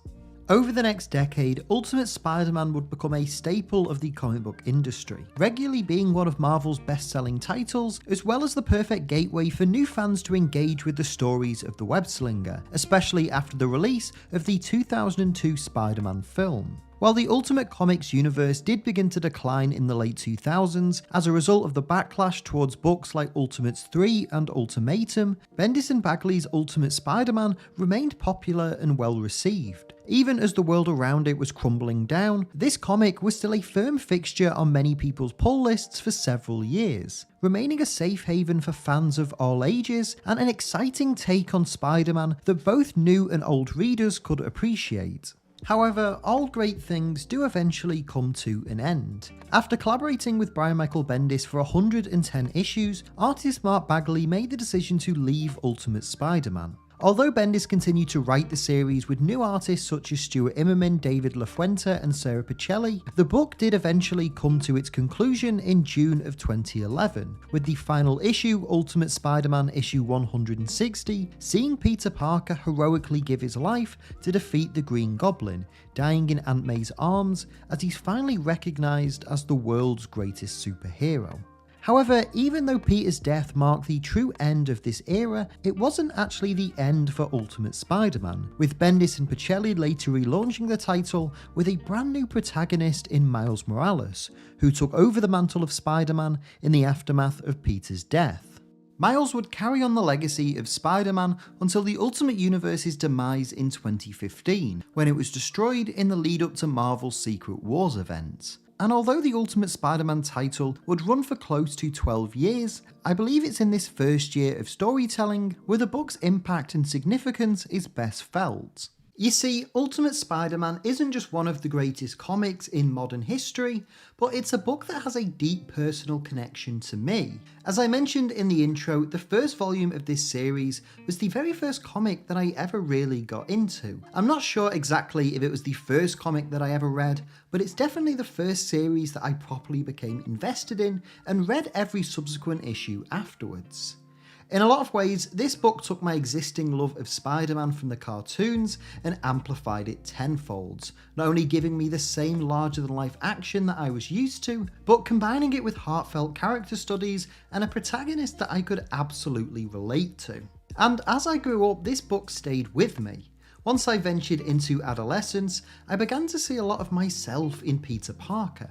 He was dealing with many of the same problems that I was facing, all while simultaneously carrying the responsibility of being a superhero. And while it wasn't easy for him either, he always managed to overcome those problems. So if Peter could, why couldn't I? This book taught me a lot about Spider-Man. It introduced me to many characters who were instrumental to the hero's lore and mythos, as well as showcasing many other Marvel heroes I wasn't yet familiar with. Most notably, the Avengers. I remember when Ultimate 6 happened and thinking it was just the biggest, coolest thing ever. My personal favourite hero, Spider-Man, now thrust into this cinematic, epic event where he teams up with these other amazing superheroes to stop a group of his most dangerous foes.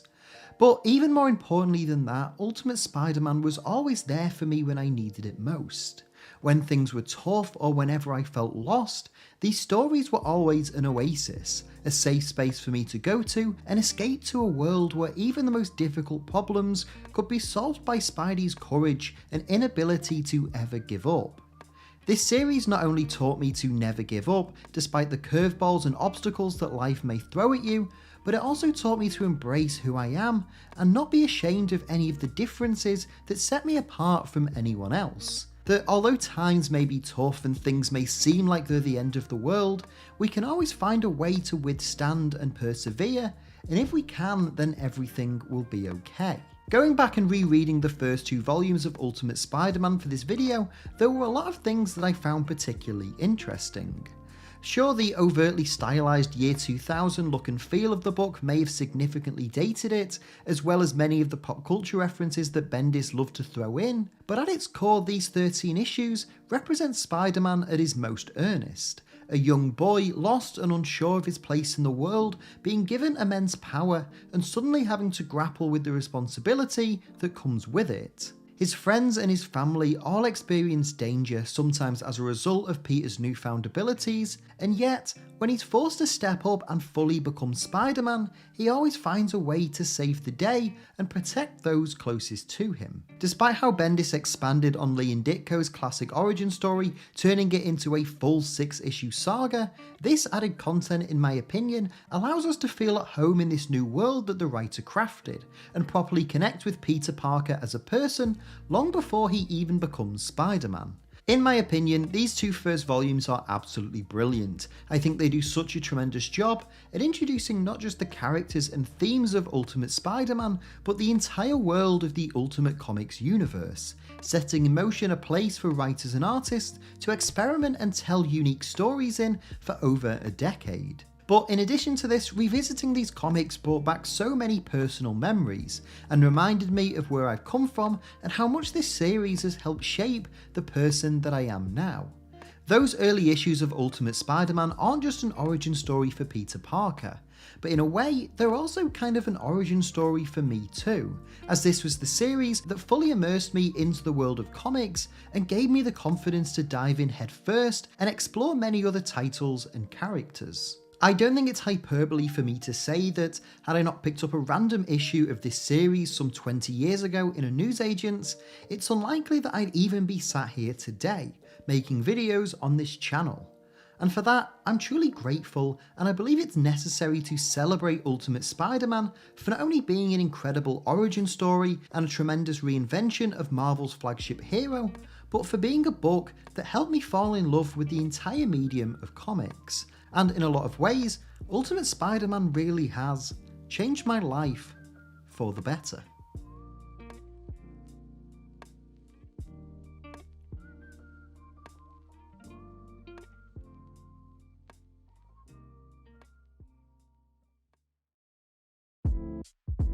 Hey everyone, thank you so much for watching today's video. I hope you enjoyed it. If you did, please make sure to leave a like on this video and leave a comment down below as well. Let me know your thoughts on everything we talked about in today's video. I can't wait to hear what you have to say as always. If you're new to Owen Likes Comics, please make sure to hit the subscribe button and the notify bell so you don't miss out on any future videos. And if you enjoyed this and you want some more, there should be some other videos on screen right now that you might also enjoy. If you want to help support the channel and help me make more videos, you can do so by going to patreon.com/OwenLikesComics. Or if you just want some more of me, you can follow me on Twitter just at Owen Likes Comics.